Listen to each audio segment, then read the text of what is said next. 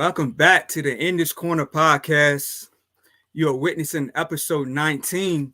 You already know who it is. It's your host, the legend Todd Finney himself. Hey, y'all know what the slogan is, no BS boxing. Hey man, got a special co-host in the building with me today. Y'all may know him from the Goodfellas podcast. My man Shane. Shane, what's good with you? It's good to it's good to be on, bro. Like I haven't been on the platform before, but obviously the platform's a big it's special for me, obviously, because obviously, I feel like there's a big part I play a big part in the generation of it. So I actually do um it's glad for me to see you actually progress it and see where it is, man. I'm happy to be here. All right, appreciate having you on, man. Before we get started, man, I want to thank you. I want to thank you for coming on. And also, man, I want to thank you. You inspired me, to start doing live coverages of fights, when you brought me on for, Zerto versus Bivol.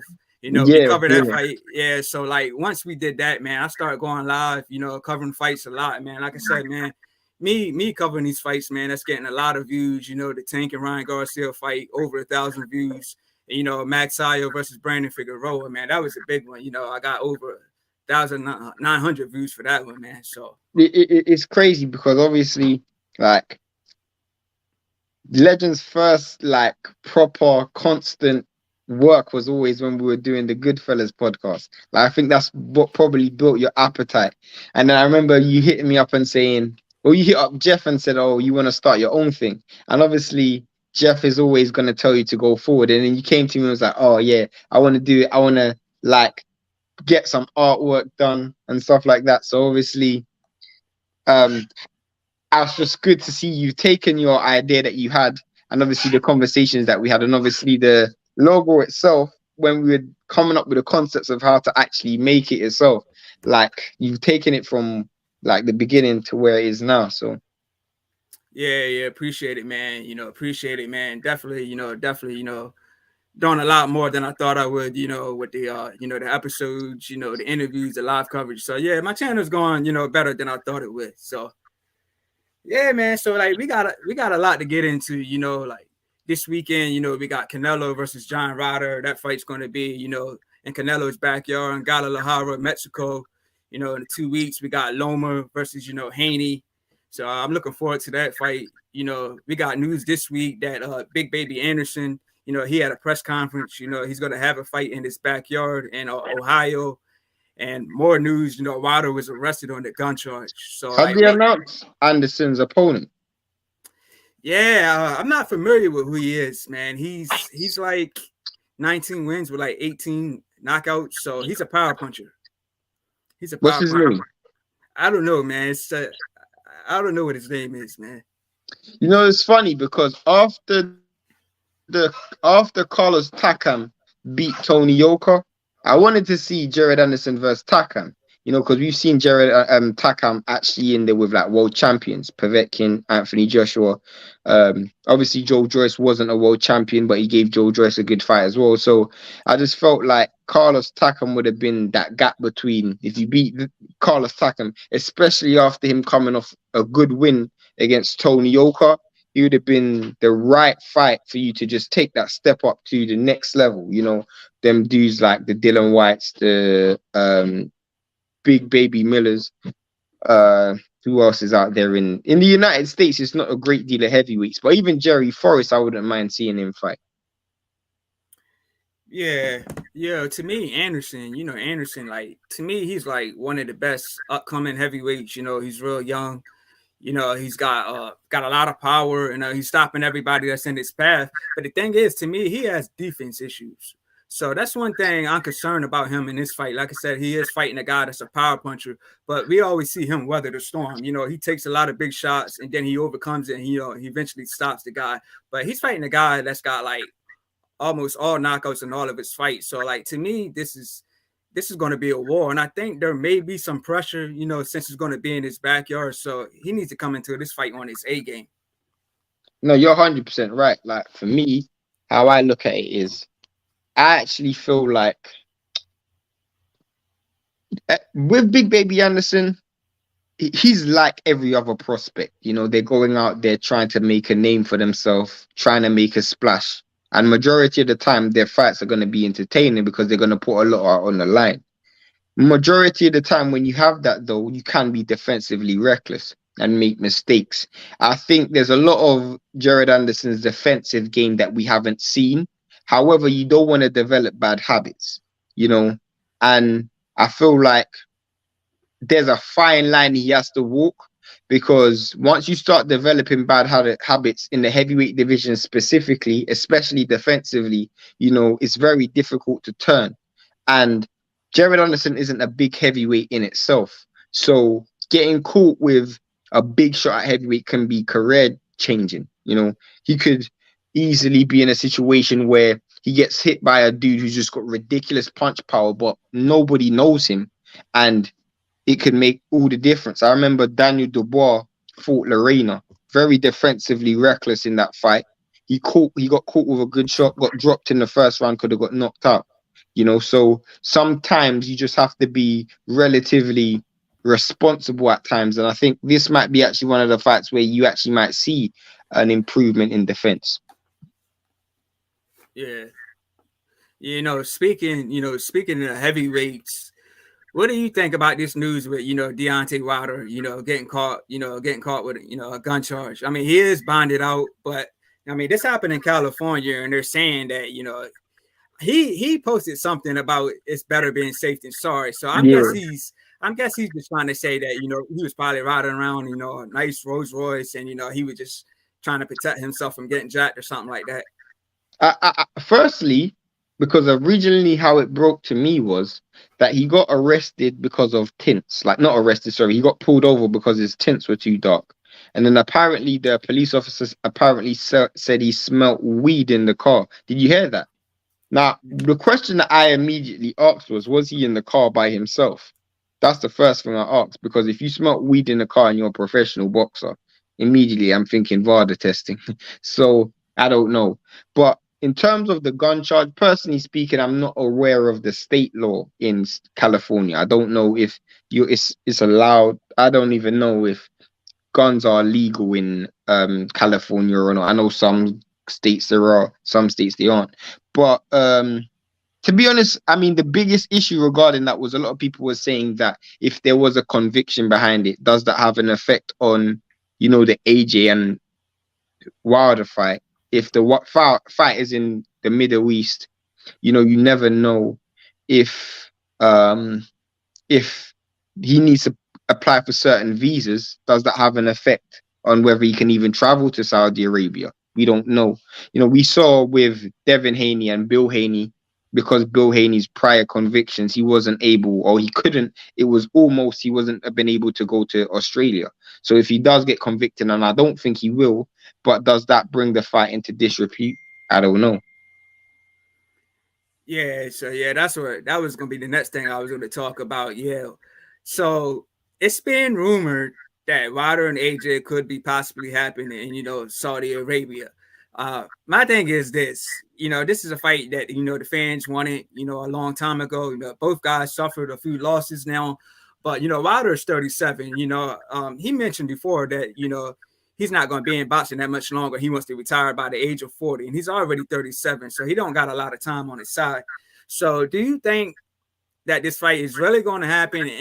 And another thing, do you think that Eddie Hearn will, allow, Joshua to go in there with Wilder, having a win over Jermaine Franklin? Because to me, having a win over Jermaine Franklin don't put you in there with Wilder. I mean, you can also make the argument that having a win over Hellenius don't put you in there with AJ. It works both ways. But I do get your point. 100%, I know for a fact. Whether it's going to happen or not, I don't know. But it's definitely, the talks are definitely there. Because Eddie Hearn came out and said, Wilder, firstly, I want to say this. Wilder was the first person to actually fly over to Saudi Arabia. And Eddie Hearn said Wilder was the first one to actually agree to the terms. Now, the issue is, the rumors are, or apparently, according to Eddie Hearn, that the money is being put up for all four fighters. So AJ, Usyk, Wilder, and Fury. So if one of those people pull out, it can affect everybody else's deal. Apparently, Wilder's already agreed, and Eddie Hearn said he's down and he's up for it on his behalf. I can't imagine Usyk being a problem, as Usyk's already dealt with the Saudis before. So the only thing that I can imagine is Tyson Fury potentially. Now, do I think the fight's going to happen? I hope so. I will say this: if the fight does happen, and if the 500 million, like I think Wilder and Shelley Finkel and Eddie Hearn have discussed, if it is 500 million, like I'm hearing, it's going to change the sport of boxing forever. Like Yeah, literally forever. Like, yeah, I agree with that. And as far as Fury and Usyk, they were supposed to fight, last weekend. It was supposed to happen April 29th. Then I started hearing about Fury and Andy Ruiz. So now I'm hearing again about Fury and Usyk for December. I mean, that would be awesome. Fury, Usyk, Wilder, and Joshua. December that would be a heavyweight showdown. That would bring in a lot of fans. But I don't know, man. I see a comment in your comment section by Gabriel Ruiz. I want to respond to that. All right, let me go ahead and get into him. So we got Gabriel Ruiz tuning in. He said, "Fellas, what's good? What's good with you, Gabriel Ruiz? So Appreciate you tuning in." All right, say Mangy Movies. He said, "What's good, Mangy?" Who shout out to Mangy Movies? What's good?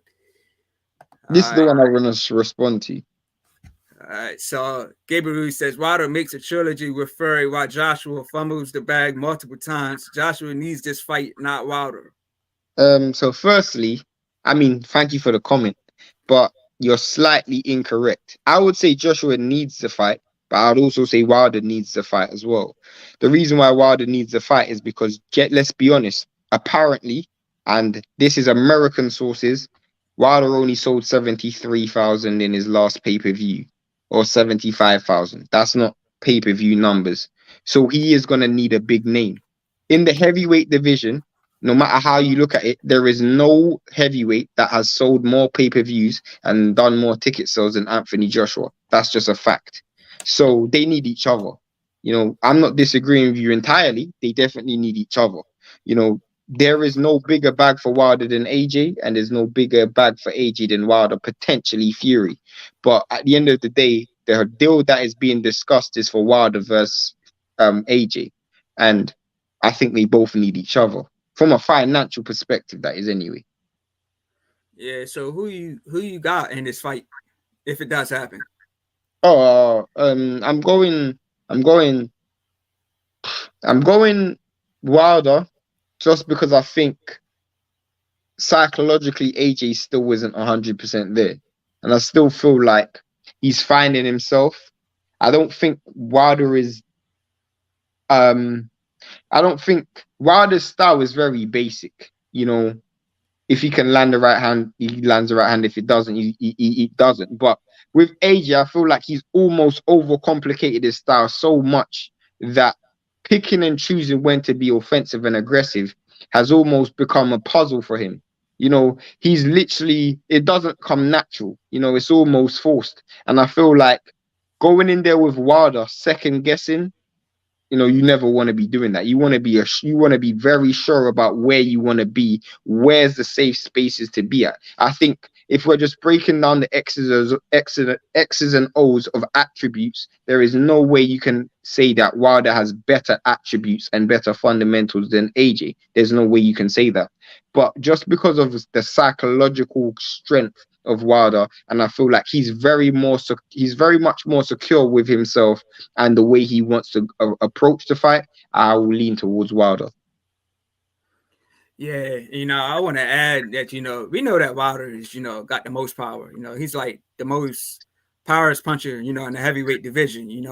He's not down everybody he's faced, and AJ's been down by Klitschko, or older Klitschko. He went down by Ruiz. So with Wilder's powder and AJ's chin, man, I just feel that once Wilder connects, man, it's going to be lights out, and I believe. I get you. Continue, please. But I just believe, after this fight, if it does happen, that Joshua is going to be pretty much, he's going to be pretty much, a gatekeeper. I get you. The thing is, like, I know in America specifically, people don't really respect AJ that much, and Mm. I mean they have reason to. To me, more than one occasion, AJ has shown, I would say, heart problems. And when I mean heart problems, I don't mean cardiovascular. I mean heart problems, as in he hasn't gone out and let his balls hang for wherever you want to put it, you know. And I feel like against Wilder, technically he is so superior to Wilder, you know, in terms of how he boxes, but I don't think he beats him. Yeah, yeah, I agree with that, man. But yeah, I just feel that that he will, he will be a gatekeeper after this fight. And we do know that Anthony Joshua has, Derek James, and from what I've seen in the Jermaine Franklin, man, I just even though he has Derek James, man, I just can't see Derek James preparing him. To me, Derek James is one of the best trainers, and I just can't see Derek James, preparing, AJ for a guy, of Wilder, with, Wilder's I power, man. don't, you know, the thing is, I don't think it's about AJ preparing. No, Derek James preparing AJ for Wilder. I think Derek James is there to almost rekindle certain attributes that we saw in AJ's career earlier in his career, and trying to bring it back to the surface. Because if you think about it, um, Derek James has never been a coach where he comes in and he fixes problems instantly. Like we've never seen it. Like, you know, certain coaches, you go in and this is the task. Can you prepare me for the task? It doesn't appear as if that's Derek James's job. It appears as if Derek James is there specifically for the purpose of, this is a fighter that I'm trying to grow and improve. And I think there's going to be steps. And I do think you're right. You don't go from Jermaine Franklin to Wilder. And I think the best hope you have is taking those fights in between to actually lead up to Wilder. But I just think you don't have that time. Yeah. And so as far as Usyk and Fury, since it didn't happen last weekend, why do you think they're trying to go at this again? Because like I said, I thought it was going to be Andy Ruiz, and now I'm hearing it's going to be Usyk again. I mean, it didn't happen last weekend, so like, what change do you think that's going to happen to make this fight, try to So, materialize? so, so when it was being discussed before, it was being discussed with um, Top Rank and Queensbury.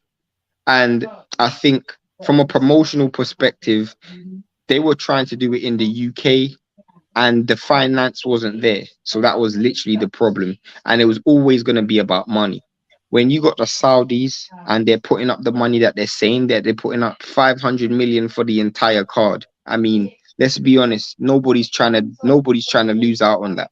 So for me, regardless of the moment you put out a figure of 500 million for a card, automatically you can't be greedy anymore, because that's more than what you even could imagine. So at that stage, all of the promotional companies who got their arms out trying to get their bag, they don't want to fumble this. So I think there's more chance it happening now, because the truth is, Saudi Arabia, when they weren't in the mix the first time.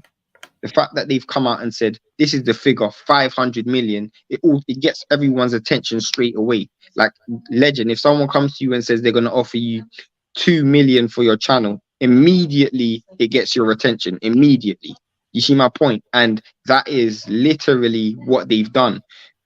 It, if someone asks me, is Legend going to sell his channel for 2 million? I'll be like, well, I don't know, but he's definitely going to entertain it. If someone asks me, is Legend going to sell his channel for $200? I'll be like, well, I wouldn't if I was him. You see my point? So the moment you put out a figure that high, you immediately get everyone's attention. I'm not sure if the fight's going to take place, but I know when you put out a figure like that, you know, there's a high chance. Yeah, and to follow up on that, we just had Jake Paul, Tommy Fury, fight out in Saudi Arabia, and we also had Big Baby Miller versus Lucas Brown. He got a knockout over Lucas Brown. So even though that wasn't like a big heavyweight names, but it's still I mean, still in Saudi Arabia. AJ's fought over there twice, Mm. and in both fights, he's made 50 plus million. So that's my point. You see what I'm saying? That's my point. When you got those figures, I know Callum Smith when he fought out there against George Groves. He made 5 million for that fight, just for that fight. When Amir Khan went there, he fought Billy Dib, literally Billy Dib, the old timer, and he made over 4 million for that fight. So my point is, like, when they're putting up this type of money, is you can't just ignore it. You can't just say, well, I'm just gonna turn the fight down. You can't do that because it's too much money to walk away from. Yeah. Yeah, I feel you, man. And speaking of Callum Smith, man, we definitely got to talk about him and Beterbiev a little later.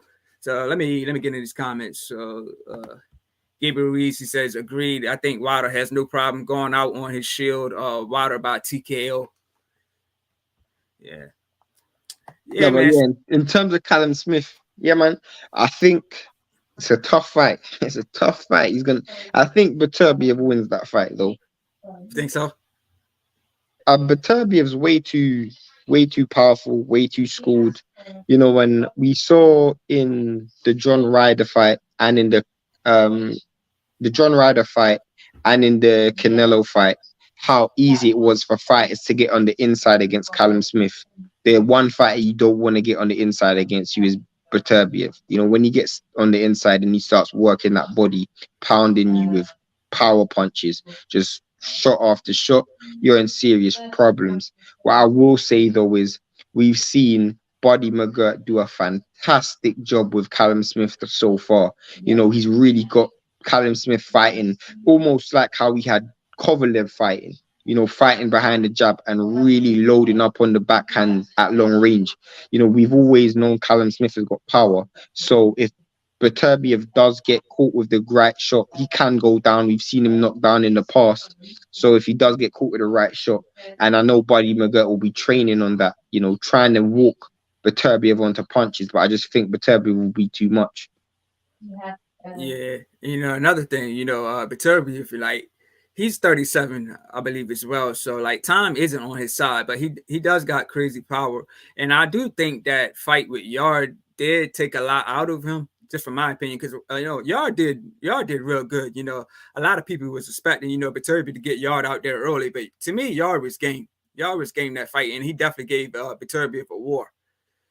No, So but Beterbiev is Yard is at that stage in his career where he still sees himself as an invincible fighter. He still wants to be world champion. So I knew that was going to be the case when he went in there with Beterbiev. But at the end of the day, there's levels in boxing. So yeah, facts. Let me get his comment. Gabriel Ruiz, he says, who can compete with King Arthur? Anyone out there? Bivol. yeah, I mean Bivol when Beterbiev is the fight that I want to see. Did you hear what the WBC said this week? Well, are you talking about where they ordered, Callum Smith and Beterbiev? No, No. about Bivol and Beterbiev. Yeah. I heard about it. I mean, for those who didn't hear about it, they said there will not be any undisputed fight between Bivol and Beterbiev for the WBC belt. So if they want to fight each other, basically Beterbiev has to relinquish the strap. And the main reason why is because they're both Russian and there's sanctions against Russians. So basically, in short, they can't make a unification or undisputed fight, which is horrible for boxing because there's a difference between boxing and politics. And for me, the reason why it's so unfair is because the WBC are making their sanctioning fees anyway. You see my point? So I don't think they should even have they should even mix sport and politics. It's two separate entities, and I think it should stay that way. Yeah, and it always seemed like it's just something to try to prevent, these big fights from happening. But speaking of big fights, 2 weeks ago we did have Tank and Ryan Garcia. It exceeded my expectations. It did 1.2 million pay-per-view buys. So what's your thoughts on the fight? So in terms of the pay-per-view, I thought it done good numbers. Me and Jeff had a conversation at that time. And I said, "What's good numbers for you?" And I said 900,000.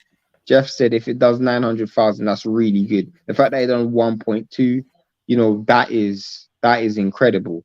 In terms of the fight itself, I think it just Ryan Garcia is just not at that level.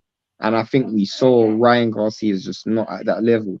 Even the knockdown itself, it just shows how I don't want to say amateurish because I think that's a bit disrespectful, but I am going to use amateurish for lack of a better word.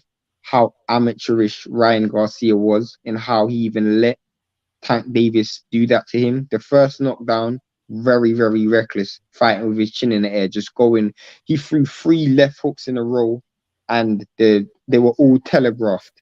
He got hit straight down the pipe. And if you look at the last knockdown where he got caught with a body shot, he's fighting. The shot comes in, but before that, Tank is underneath his gloves. Underneath him. At that point, just tie him up. Let the ref break you. You got enough. You should spot that you're not in a comfortable position.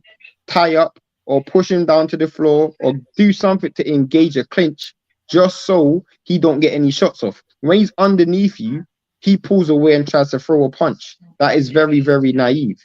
Go out there and create. That was a poor decision. He really should have been clinching and tying up in that position, but he let Tank get his hands free and hit him with a body shot.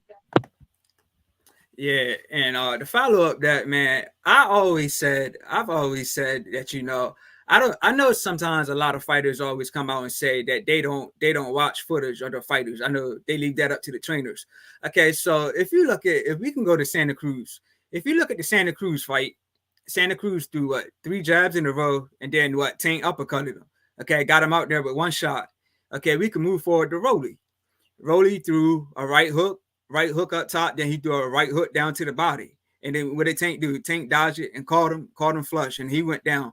Now Ryan Garcia does the same thing. He does the 3 same punches in a row, 3 left hooks, and Tank dodged it and caught him. So it's like I'm asking myself, are these trainers even really studying Tank? To be fair, I mean, my brother were talking about this before, and I literally said this. If Tank is gonna beat the likes of Devin Haney, he's gonna have to show more than what we've seen.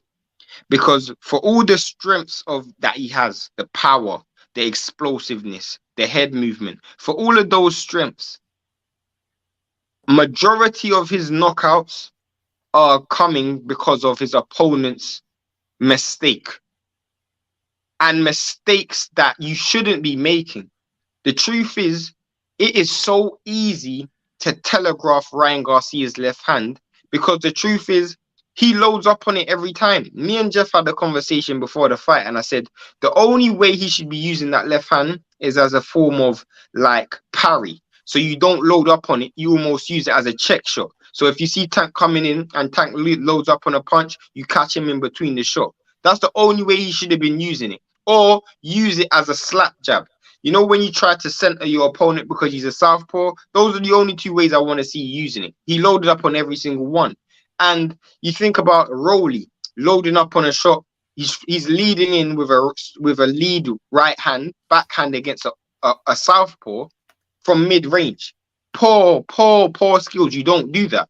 And then Leo Santa Cruz throws 3 right hands in a row. The third right hand, he gets slipped and caught with an uppercut. At the end of the day, Devin Haney does not make those mistakes. Devin Haney don't overcompensate on punches. He don't fall in. He also doesn't overcommit.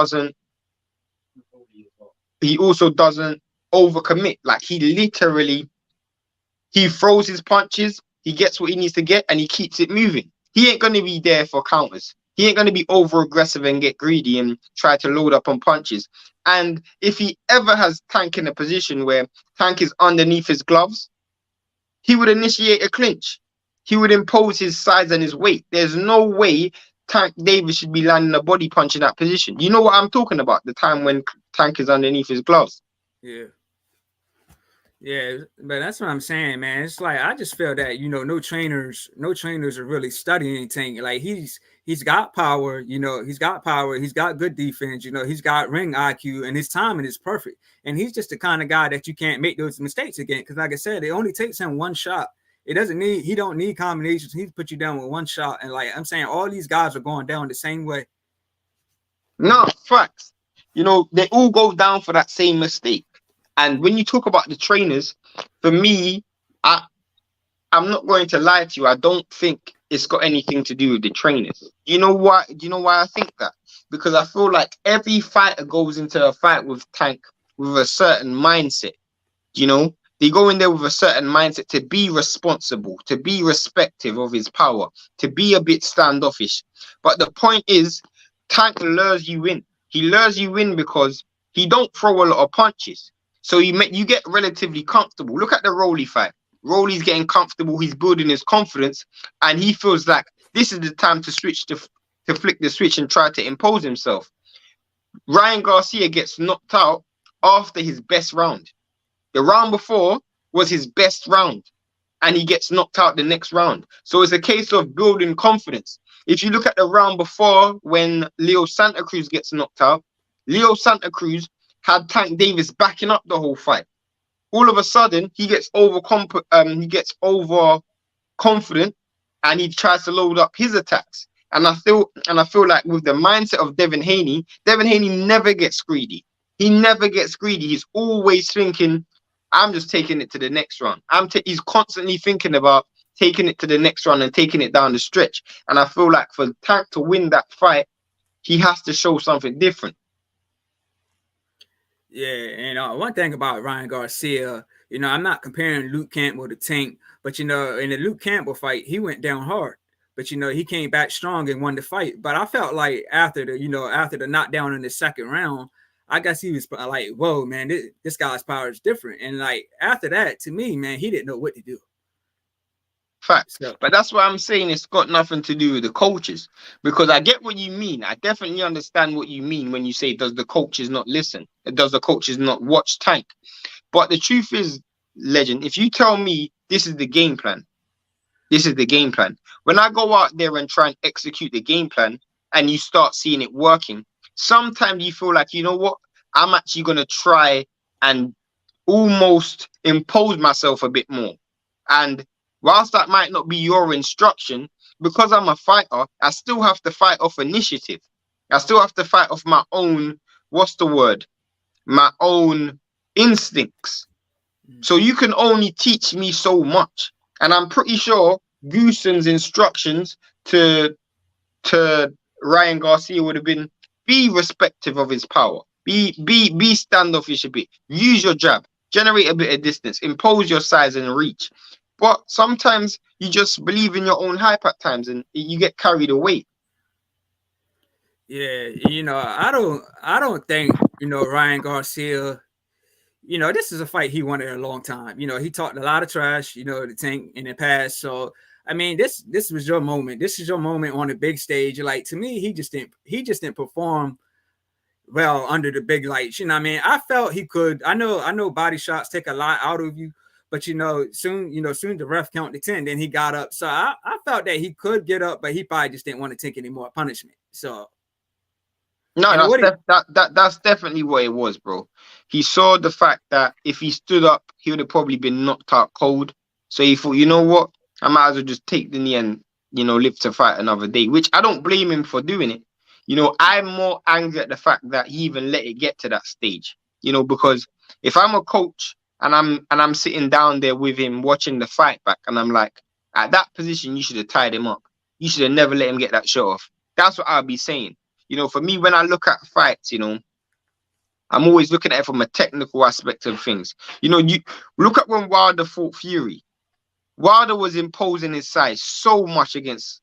Fury was imposing his size so much against Wilder, putting him in headlocks, clinches, tying him up, pushing him to the floor. If you're the bigger guy, the stronger guy, supposed to be the person who's weighing more, I want to see you physically impose yourself.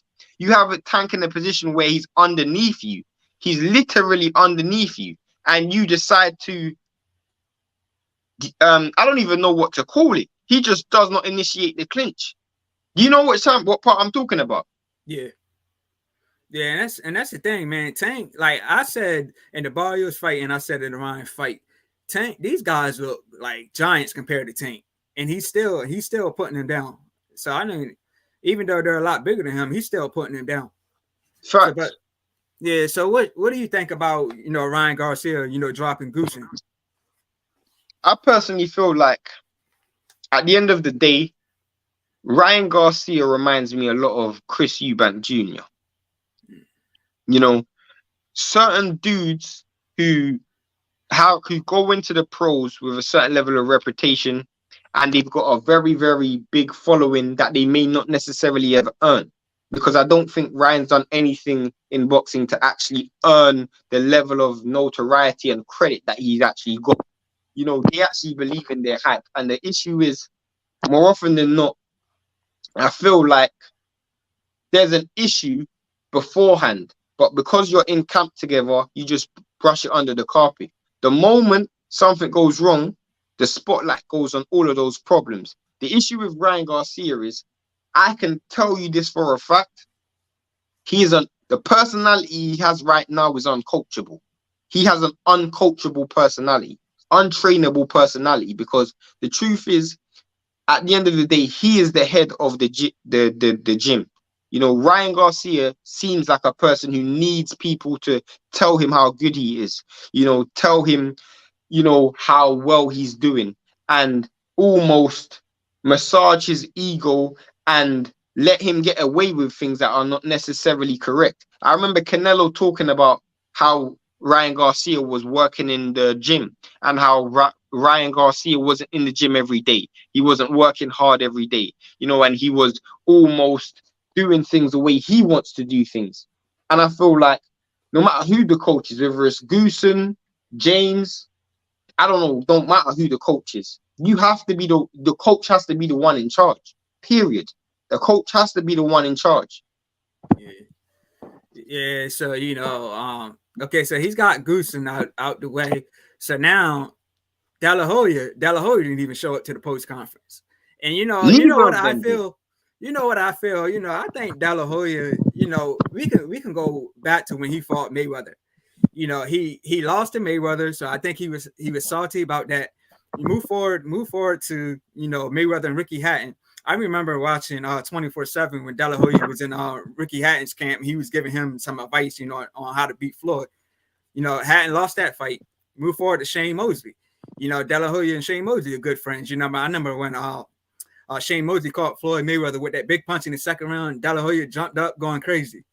End of the day, Mayweather won that fight. Move forward to Alvarez. Same thing on all assets. De La Hoya was going on and on about how Canelo was going to beat Floyd.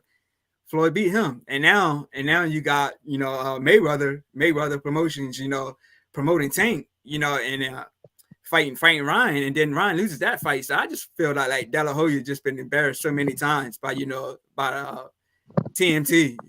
The truth is, I feel like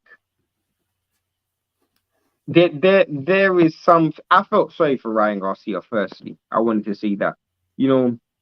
He's probably had the most humbling experience in his life, potentially most embarrassing experience in his life, where his heart and his shame come into question. He didn't get knocked out cold.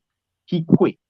So he, within himself, will feel a little bit unfulfilled, and then he has to go out there and face the public on his own. And I actually thought that was actually really big of him to do that. And the fact that his promoter and his coach wasn't there by his side, not even the fact that I feel like it would have made a difference, but it just makes you feel less alone. For me, there is no justification. I heard Oscar De La Hoya said that was threats to his life. At the end of the day, Ryan Garcia is young, and he's at a stage in his career where a loss like that could make all the difference. It could make all the difference to his confidence. And I feel like just having a good support system around you is what you need. And I feel like he didn't have that. And it's unfortunate. Yeah, and at the press conferences, De La Hoya was just going in, about Tank's team not believing him because they had all the stipulations, in the contract. So he did a lot of talking at the press conference, but the post conference, he was nowhere to be found. So I don't know what Ryan Garcia's, contract is. I mean, if I'm Ryan, I'm looking to get out of that contract because what it shows me is Bernard Hopkins, Oscar De La Hoya only wanted to know when it was time to sell the fight. Once the fight is already sold and the checks are already cashed, bro, I'm gonna hit the road. You know, Yeah. like that's what it seems like to me. And I feel like if those are the dudes that you want to have around you, the truth is, this is the thing. For me, how I look at it is, especially in the sport of boxing, I look at it like this. You know, it's okay people using you for money. It's okay. It's perfectly fine people using you for money. Because at the end of the day, this is a money business. This is a business where it's generating money. But don't bring personal emotions into this. Don't bring loyalty into this. Legend, if you're going to use me, bro, I'm going to use you back. That's how it goes, bro. Your job is a promoter. My job is a fighter. Make me my money. Do your job. I'm going to do mine. Don't remove all of this personal connection of you potentially being my friend, you potentially looking after me, being loyal to you. At the end of the day, legend, when the chips are down, and if I lose a fight, you ain't gonna be there to deal with my stress. You're gonna promote another fighter. So at the end of the day, if another promoter's out there offering me more money, I'm not gonna be loyal to you because of this fictitious friendship that we have. I'm going where the money is, and I'll have no problem with Oscar De La Hoya or any promoter using a fighter. I just want the fighter to know, well, if they're going to use you, use them back. Let them know that this is the line that we're crossing. And at the end of the day, as long as I'm making my money from you, I'm going to still deal with you. If I see somebody over there making money for me and more money for me, deuces, I'm over there. I have no affiliation or tie to you. I can do what I want. And that's how I look at it. You know, Ryan should need to find if he's gonna stay with Oscar, keep it strictly business. I don't want to hear nothing about this. I'm Mexican, he's Mexican. I don't want to hear anything about he's my friend or he's like my little brother or he's like my son. I don't want to hear nothing like that. Just keep it strictly business. Yeah. Yeah, I'm gonna follow up with that with something I'm gonna get in these comments. So this thing with De La Hoya not showing up to to the post conference, it kind of reminds me of Sergio Martinez. I remember him saying that when he won a fight, he had like 1,000 phone calls, but when he lost, the only person that called him was his mom. So it seems like bro. When you're winning, when you're on top, everybody's there with you. But when you're at the bottom, nobody's there. And like and then add to the fact, that Ryan Garcia has poured out a fight due to mental health and stuff like that. So, and just for De La Hoya not to show up, man. To me, I can't imagine that's gonna do Ryan Garcia, even if he didn't have mental issues before. It's his first loss. We've seen fighters how they've reacted to their first loss. Let's keep it real. Wilder's reaction to his first loss. I remember Prince Nassim Hamed's reaction to his first loss. Prince Nassim Hamed didn't want to fight anymore after his first loss. He just said, I'm going to call it a day.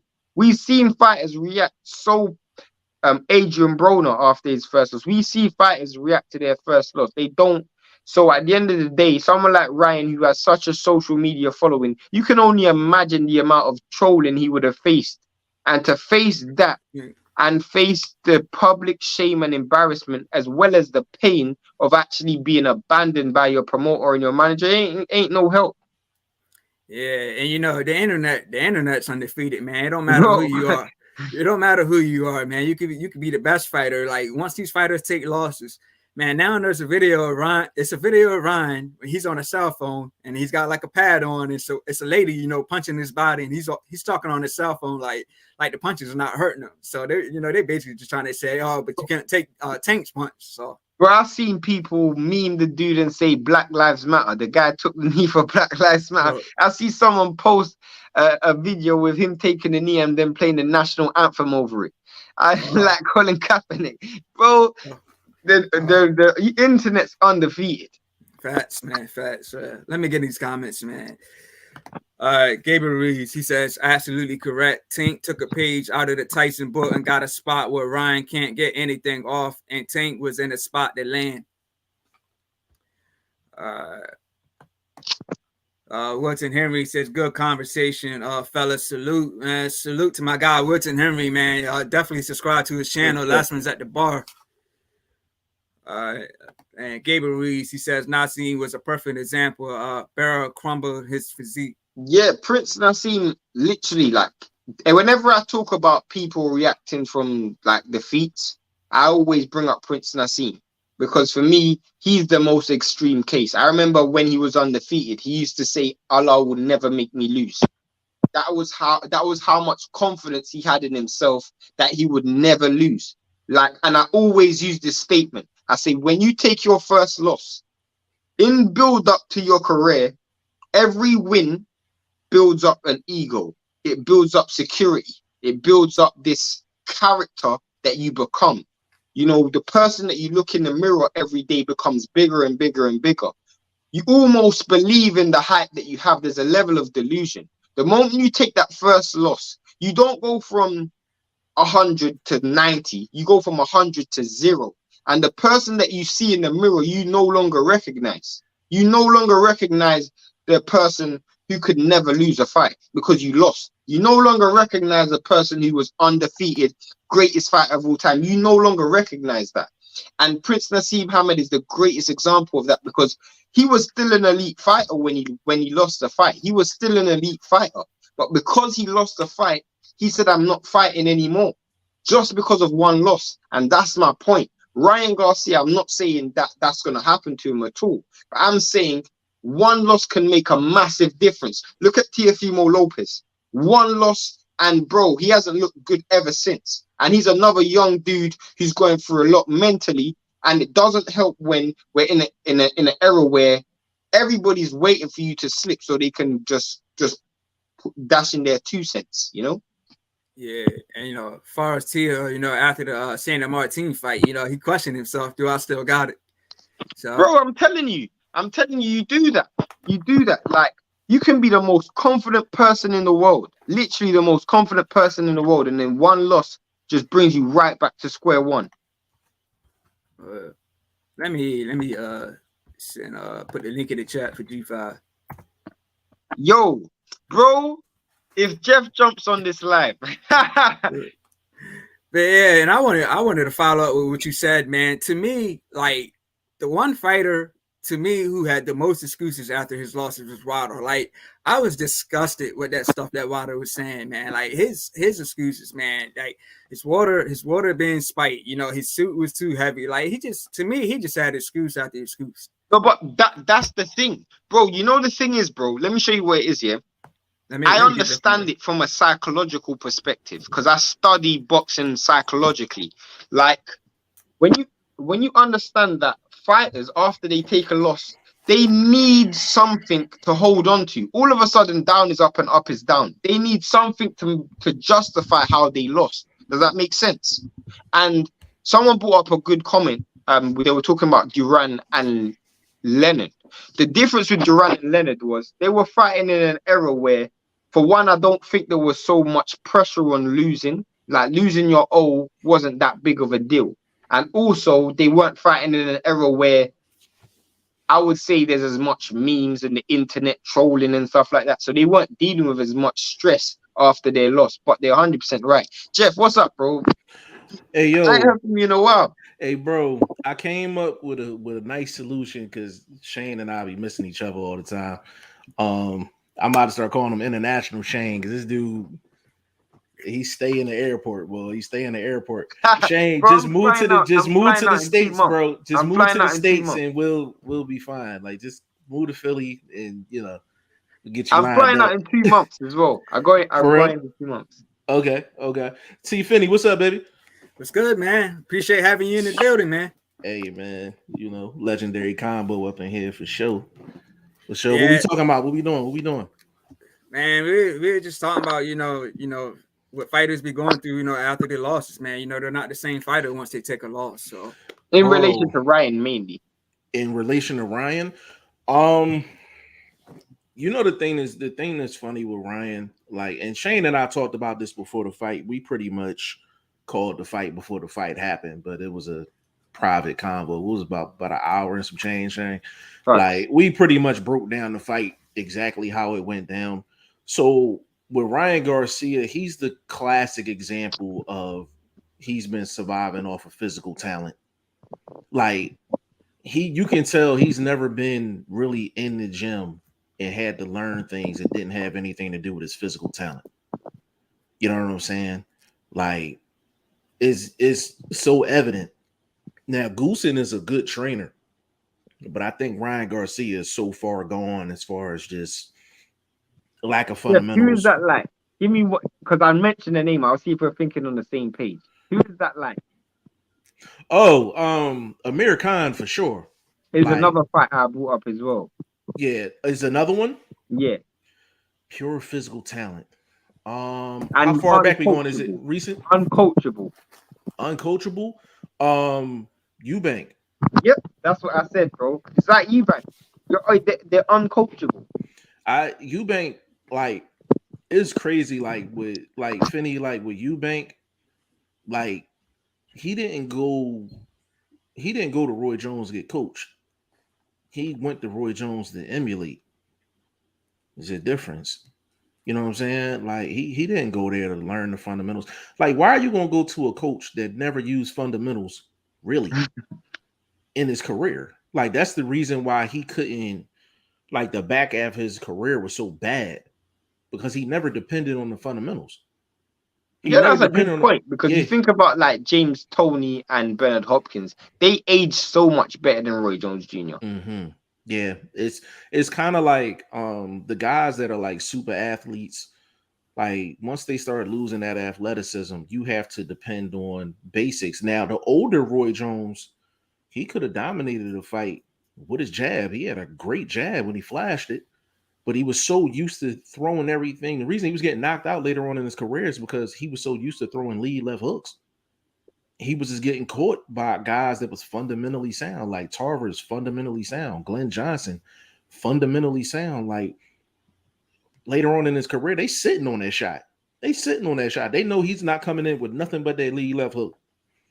That's what got him in trouble. You know what I'm saying? Right. Like, got him in trouble a lot. I'm trying to think of another fighter that was just pure physical ability and then kind of just lost it after a Like while. moving forward for Ryan though, Mm-hmm. I actually wanted to ask Ty this as well. But moving forward for Ryan, I personally feel like, because he brought up a really good point in the post-match press conference. He said he wants to stack up some wins.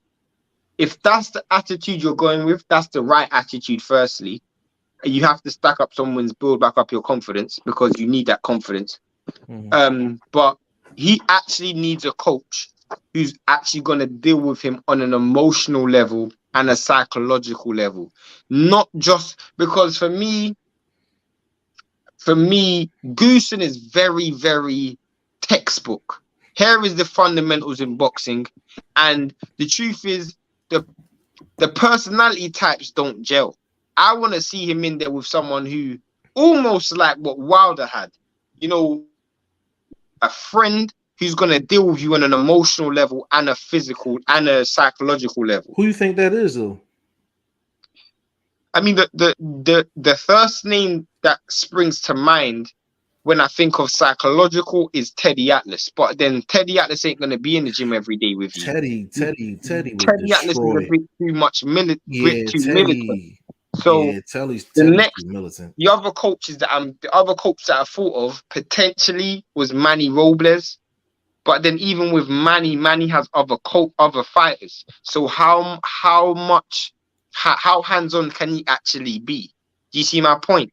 Yeah. You could almost get away with having a coach who is you're their first fighter. Yeah. I think the emotional part, that's a great point. I don't know if there's anyone out here that can add that. Like, Because the truth, you know know. the first person that sprung to mind, Jeff and Legend. And I don't mean to cut you off here, and I know it's Legend's show, so I'm gonna let him cook, obviously. But bro, the first person that sprung to mind, and you guys will laugh, but I don't think it's that far-fetched, is Tony Harrison. And I'll tell you why. Yeah. The work I see Tony Harrison do with Alicia Baumgardner, and I know it's women's boxing, but for one, Tony Harrison has always been fundamentally based. He's always been based on fundamentals. So he will improve him technically. But the reason why I also like Tony Harrison as a coach is because Tony Harrison, he's going to do everything with you. The problem with Ryan Garcia is in the gym 3 times a week. And then the other half of the time, he's in his own company doing his own things. Tony Harrison's going to wake up in the gym with you. He's going to go on the runs with you. He's going to be on the bag with you. He's going to be on he's going to be on the pads with you. So almost he's building an appetite and a routine that's regiment for you to work and an environment that he's willing to do it with you. It's not just me telling you to do this. I don't think Ryan Garcia wants a disciplinarian.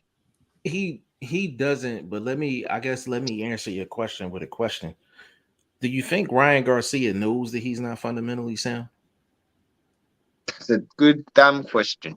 That's a good question. Listen. Even the people in the chat, like, chime in on that. Like, do you think Ryan Garcia knows that he's fundamentally not sound? And I'm talking not only the footwork. The footwork is terrible. 0 out of 10. 0 out of 10. 0. He arguably has the worst footwork in the sport. I'm being dead honest. And he has the worst footwork in the lightweight division. And you know what's bad about his footwork, yo? And this is, for the people that's listening, this is like next level talk that's normal between Legend, Shane, and myself. Like, you got different types of bad footwork. Like, Ryan Garcia's footwork is bad to the point to where, like, take a Broner, for example, right? He's heavy-footed, but if he lands a shot, he can thank his heavy feet for getting all the mustard onto the shot. Ryan Garcia's footwork is so bad, he can't get away from shots. He can't circle around a person. He don't even take half steps. He don't take enough steps to get out of range. And then on top of that, it's the worst feet you could possibly have because he's not heavy-footed, but then on top of that, he's not on his toes neither, so he literally can't do nothing. He fights, and I think someone said it the other day, he fights like his feet is in a game. You know, a game, like literally, I don't know if you guys have played Fight Night before. Like literally, you move him like you're moving a controller pad. Like literally, bro. I remember there was this part where, because Gervonta's southpaw, and I'm going to give you the mic back to you, Legend, sorry. Because Gervonta's southpaw, he pivot to his right, Tank's right. Now, naturally, an orthodox fighter either takes a half step back to open up his body, or he cuts off that side angle and takes a step to his left just to readjust. Ryan Garcia moved his body instead of moving his feet. So he just rotated at the hips. That is one of the worst things to ever do to when someone's just pivoted. Because the moment they land a flush shot, you're not even on a solid foundation to even take the shot. He did the Philly and not the shell. He went like this, but he didn't cover that. Literally, he did the Philly and not the shell, bro. And it's like, bro, it's the worst thing. Go ahead, Legend, though. But yeah, man, I just think Ryan, you know, he's a young guy, but you know, I think he was just honestly just having too much fun, man. Like you don't see any other fighter posting all these videos, you know, on Instagram, you know, in his garage, you know, just having fun, man. I think he's just having way too much fun and probably not. Not going. No, just taking training seriously in the gym. Man. I think at home he just having too much fun. Legend, you know that's funny. When was the last time? I swear to God, Legend, that is one of the best points. When was the last time you guys saw a training footage of Ryan Garcia actually stressing? You know, I see Devin Haney like grimace or Wilder grimacing or something, like actually stressing. When was the last time you actually saw? Most of the time, Ryan Garcia is smiling in these footages, or you know, you don't even see the nigga sweating. Like he's just that's the best. That's the best. I ain't gonna lie. That's the best comment I heard all day. Straight up. That's the best comment I heard all day, man. Because that's the one thing you take out of all of these videos. Like the only time he's sweating is when he's throwing a certain amount of punches in like 10 seconds, trying to prove how fast he is. All you Facts. see is da, da, da, da, like, you know what I'm But saying, and that's it's you know. partially the problem. That's why I'm saying, like, he's a person that to me seems like he needs public approval. And the thing about it, bro, like with Ryan Garcia, there's probably only 3 coaches I'm really putting him with. Um, and it's probably one place he needs to come to really get himself right, and that's here. He That might needs be to too come. deep in, though. That might be He too deep in. it may be too deep in, but I'm gonna tell you this though. Breadman has done a solid job with Caleb Plant, even though he just No, that's a lost. good name. That's a good name. Even though That's he a good just, name. yeah, even though Caleb Plant just lost, he lost because of lack of But Breadman's a talent. good name, though. Yeah, Breadman. But even in the loss, Caleb Plant was decisive in what he was doing offensively, and I think that was the difference between, because you remember Blunt used to love Caleb Plant. Yeah. But when he stopped being assertive on offense, where he was kind of like, all right, I know I can get these 2 jabs and the right hand off and take 2 steps out, and I can do this the whole round. It's almost like a cheat code. So it's like he's being successful in terms of the cards, but he's really not being successful. Like, he's not landing anything significant. But you seen that in the Canelo fight. You seen the Darrell fight, it was completely different. Even in the Benavidez fight, when he decided to sit down, and I think that was more so from survival mode. He decided to sit down. He was decisive at that point. So I think Breadman would be a good look for Ryan Garcia. I actually like the Tony Harrison choice. It would be unorthodox, but you know what would be the best work for him in the gym? Ryan Garcia, if he linked up with Tony Harrison. Who's that? Tony Harrison. Yeah. Tony Yeah. I Harrison. mean, Tony Harrison will get that footwork right. That's the first thing. Tony Harrison's always had good footwork. Tony will definitely get that footwork right. And Shane and I say this, we've been saying this for the past like 2-3 years. Only way you beating Tony Harrison is unless you stop him. If he doesn't get stopped, he's outboxing everybody at 54. Like, that's how talented he is as a boxer. He didn't outbox Zoo, but that's because he was finished. Like, yeah, Zoo, yeah, like Tony Harrison was finished. Yeah, he wasn't there. Like, you can tell he wasn't there. You know what I'm saying? But like, I honestly think Ryan Garcia, if you asked him, just no cameras around, no nothing, and you ask him what are some of the things he need to work on, I guarantee you he's not going to say footwork. He's not going to say foot placement. He's not. And you know what, Shane? You know what else he's really bad at? He judges distance well when guys are coming to him. He's horrible in judging his own distance. And that's a big reason why his footwork is so bad. But that leads me back to my point of how he gets knocked out. Now, bro, I don't care what no one says. Ryan Garcia is he does some of the most amateurish things I've ever seen. Jeff, go and watch that knockout back, yeah? And Legend, go and watch the knockout back, please. And people who are watching this, please go and watch the knockout back. Forget the fact that he doesn't clinch, because Legend, we were speaking about that earlier. Watch how he gets knocked out. He's pulling away, Jeff and Legend, but instead of throwing, now anyone who knows this, anyone who's ever boxed in their life, if I'm pulling away from someone and I'm trying to back up, the shot I'm throwing has to be the left hand. No matter what it is, has to be the left hand, because that's how I create distance. Whether it's with a left hook or whether a jab, I'm pushing away to create distance. He pushes away, bro, with a backhand uppercut. I've never seen that in my life. Bro, how do you create distance with a backhand uppercut? It's the shortest shot in the world. It is the shortest shot in the world. The backhand, for one, is the shortest shot because it's got to travel the most distance. And the uppercut is the shortest shot. How do you create distance with a backhand uppercut? It's impossible, bro. Against the southpaw, bro, it's the worst. That's how he gets knocked out. He's exchanging an uppercut on the back foot going backwards against a body shot. And we done taught people this going back to Dillian White throwing his crazy uppercut against Tyson Fury. We've seen guys throw uppercuts at a time where they're not supposed to throw, and they ended up getting checked. It's always deadly. It's always deadly. I remember that clip when I think I ran it with Dillian White and Fury, and all Shane said was like, "It's suicide. It's suicide. It's suicide, bro. It's bad." But you know what's a real bad indictment on Ryan Garcia? Like, and Shane and I had this conversation before the fight. Actually, looking at the Tank fight,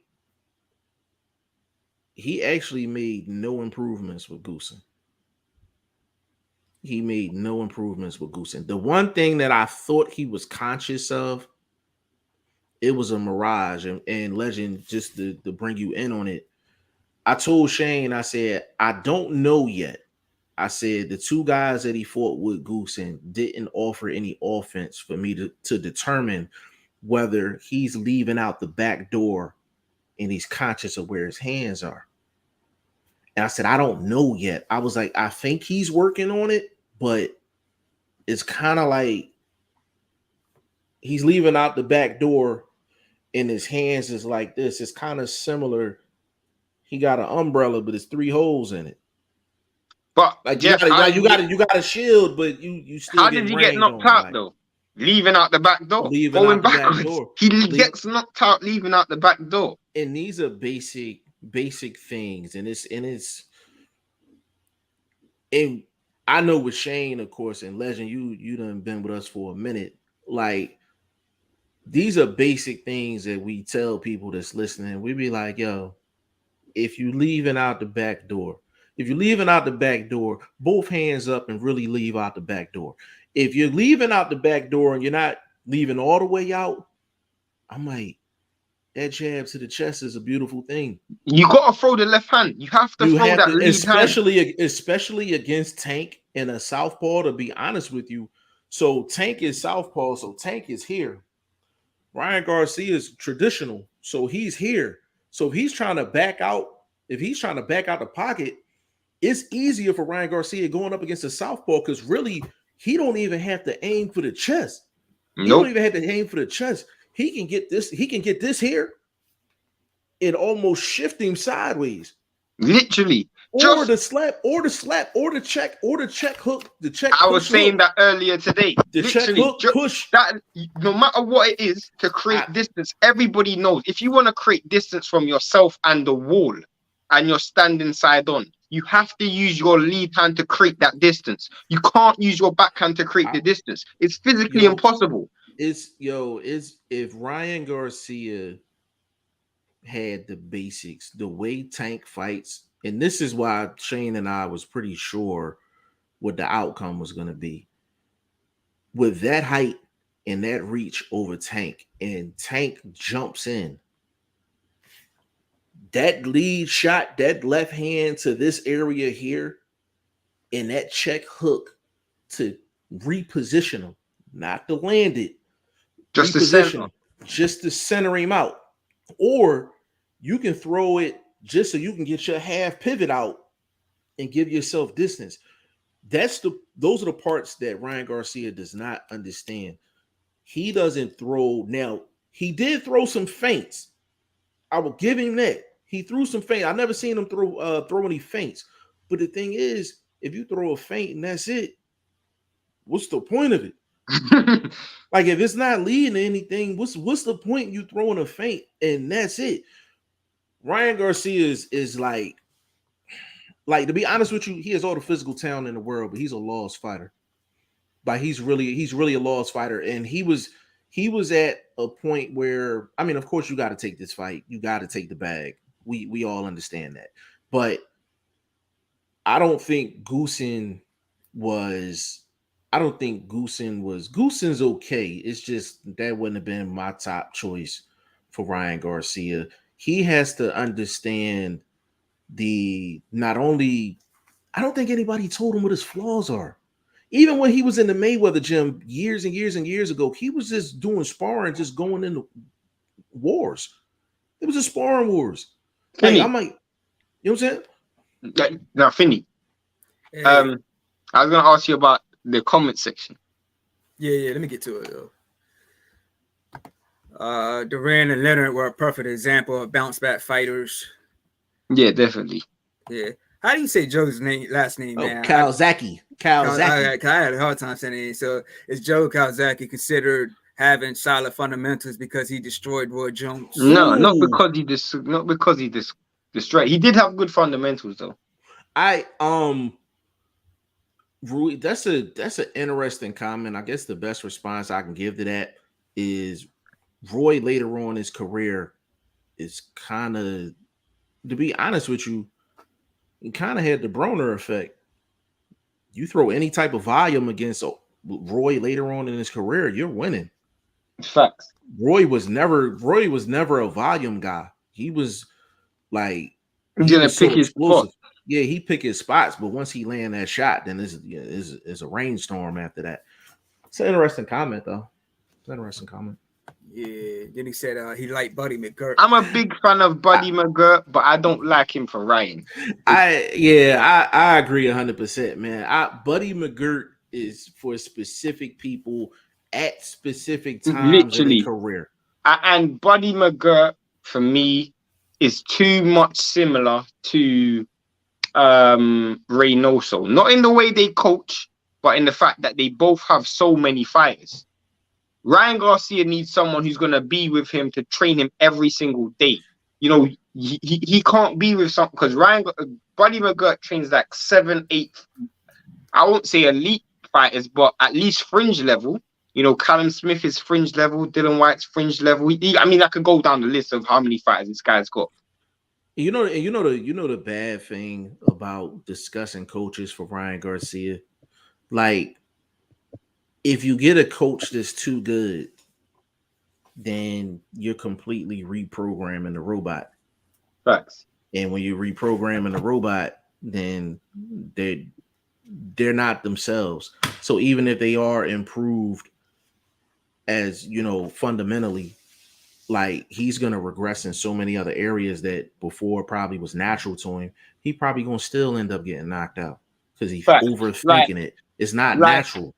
Not There's natural so to him. many coaches right now in boxing where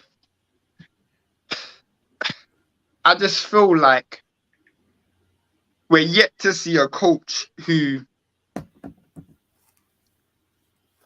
a lot of these coaches now, they're almost at a transition. So you got the likes of Teddy Atlas, Virgil Hunter, Freddie Roach. Those guys are almost on the way out, and then obviously Floyd Senior's on the way out. Then you got coaches that's on the way in, who I just feel like they just need to build up a bit of a stable. You know, someone like Ryan Garcia, I don't think he needs a coach that's specific to style. You know, you got certain coaches that are specific for style. Right. Like if you wanted an aggressive fighter, you're going to bring him to Abel Sanchez or someone of that ilk. I feel like we need a coach that's specific to psychology, emotion, because I feel like the fundamental errors that Ryan Garcia makes, honestly speaking, if you're going to try and improve that, you're going to be trying to improve an amateur. Because I'll be honest, his skills are so bad, it's almost amateur level in terms of just his fundamentals. Like his hand skills defensively, I would arguably say is an amateur level hand skills. Let's be honest. How many shots does Ryan Garcia actually block? Yeah, Let's be honest. And you know the thing is crazy, bro. Like, that description you just gave, that takes Derrick James out of it, right? So Yep. The thing with Derrick James, though, the one thing I was impressed with in the one fight with Anthony Joshua, I've never seen Anthony Joshua catch that many shots and roll with that many shots during the course of a fight.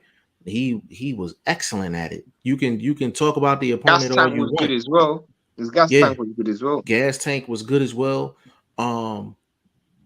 But if you put Ryan Garcia in a perfect scenario, right, coach wise, the end result is going to be Amir Khan. But when we talk about Amir Khan, I still feel like people forget that he's a 2-weight world champion. Like people, I like, forget. Hold on, I didn't forget that, and I didn't say Amir Khan in a sense of like it's a diss, because Amir Khan is one of my favorite fighters. He's so brave, is almost dumb. Like if you look at the amount of fighters he went to DC to fight Loma. Like who the fuck who does that? Like you with understand what I'm saying? with the right matchmaking. I'll be honest, with the right matchmaking, Ryan got, because the truth is, as it stands right now, Ryan Garcia is is almost worse than Amir Khan. The reason why I say that is because Ryan Garcia is in an era where he's gonna be constantly compared with Tank, Devin, Shakur, even Tiafimo. Those dudes he's gonna constantly be in comparison with. Those dudes are so accomplished and so, I don't want to say complete, but close to completion is ridiculous. So if he was able to win a world title, any version of a world title, that's a positive. Because at the end of the day, Jeff, you gotta also look at an era. So Joe Frazier, for example, he hasn't won as much world titles as Anthony Joshua. He hasn't beat as much world champions as Anthony Joshua. But guess what? He's not in an era. Anthony Joshua's not in an era where you got Foreman, Norton, and Ali. Do you see my point? So at the end of the day, you're only as good as your era. If Ryan Garcia can win a world title, it's a positive, because the truth is he's in an era where I would arguably say this is the best ever lightweight era ever. Four top lightweights, like once in a lifetime lightweights in Lomachenko, Devin Haney, Tank Davis, and Shakur Stevenson. 4 top lightweights. If he can win a world title in that weight class, you got to give him credit. You have to give him credit. I will say this about Ryan Garcia. He got knocked down clean in the second round of that that fight. Ryan Garcia took the smoke a lot better than I expected. Even though he went down with the rib shot. I would say for Ryan Garcia, if I had to give him some advice, he literally needs to just go in the lab and just lock the door. Go in the lab and lock the door. Now, the reason I mention Amir Khan is because when he linked up with Virgil Hunter, people don't give Virgil Hunter credit for what he did with Amir Khan.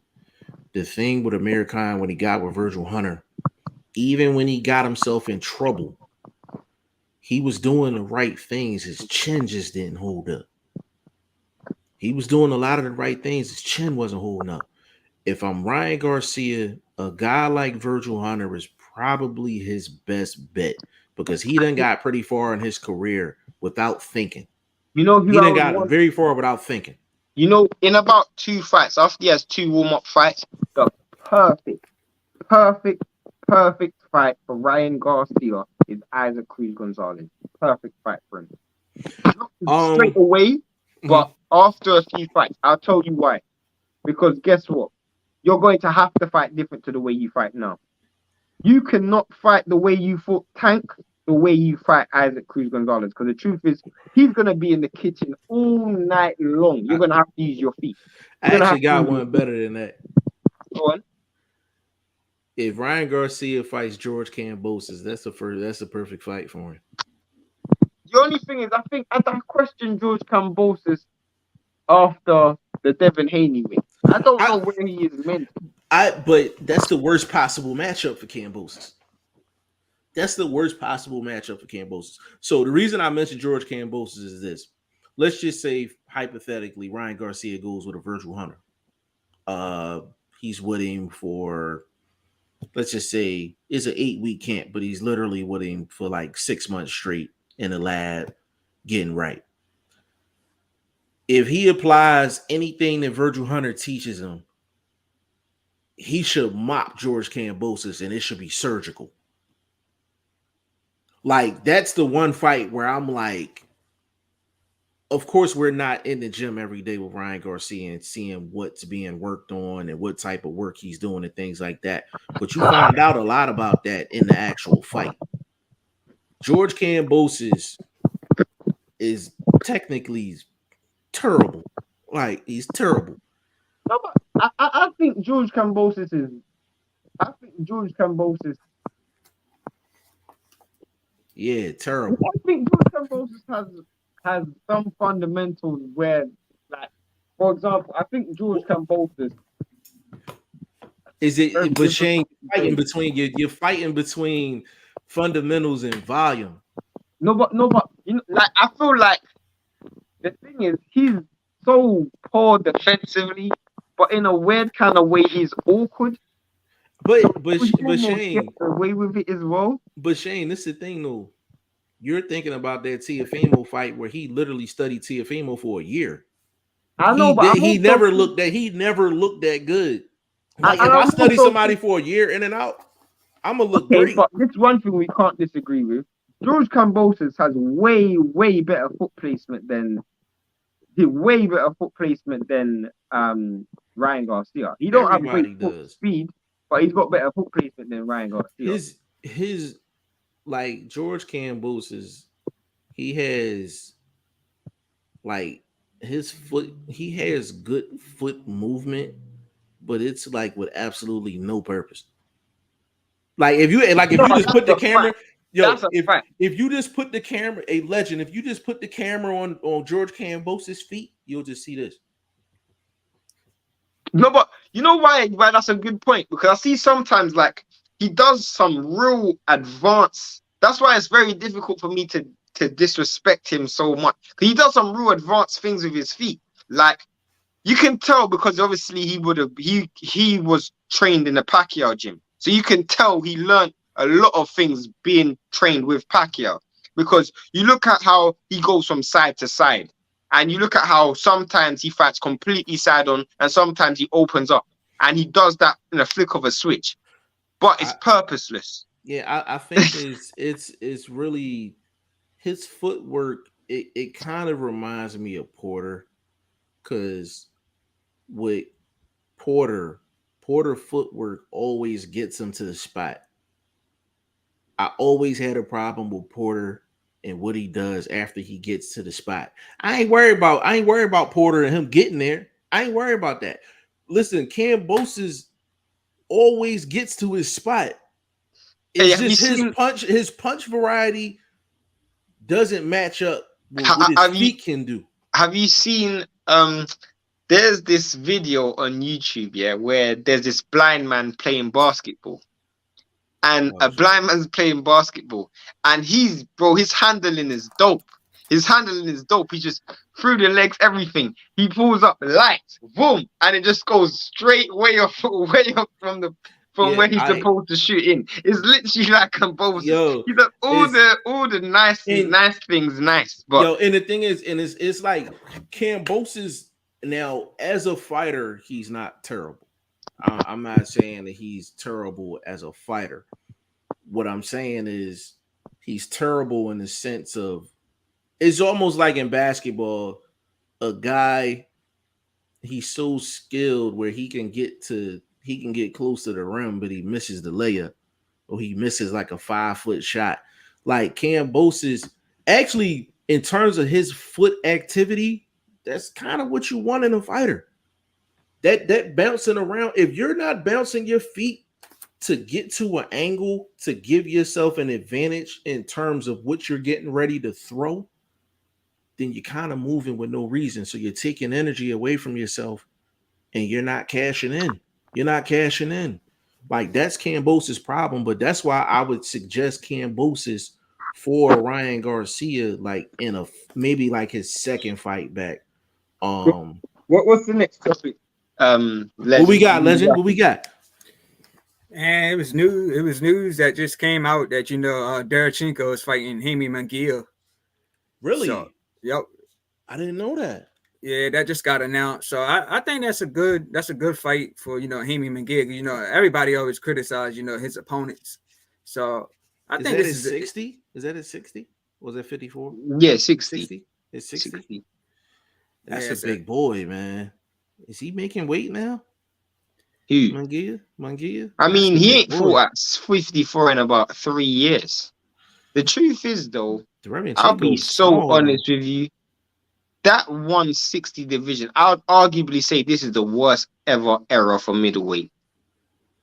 I agree. I Bro, agree. you got a WBC champion who hasn't fought in 2.5 years in Jamal Charlo. You got, does Golovkin still hold the belt at IBF? Does he still hold the IBF I strap? think I he don't let it even go. know. I think he let it go. You have, bro, you. I mean, the only person, I mean, Janabek is the champion, the WBO champion, but bro, it is a horrible division, just horrible. Bro, I put it to you like this. Anybody at 154 wanna go up to 160, they can literally go at 160 and plant their feet and be Facts. fine. And be fine. Like arguably like who's the best at 160? Well, you know what? You know what cements what you just said, bro. I mean, Carlos Adames got absolutely iced by Patrick Teixeira. He moved up to 160 and he was icing dudes at 160. So, I mean, even Erislandy Lara moved up to 160 and was getting wins, bro. It just proves that that weight class is so barren.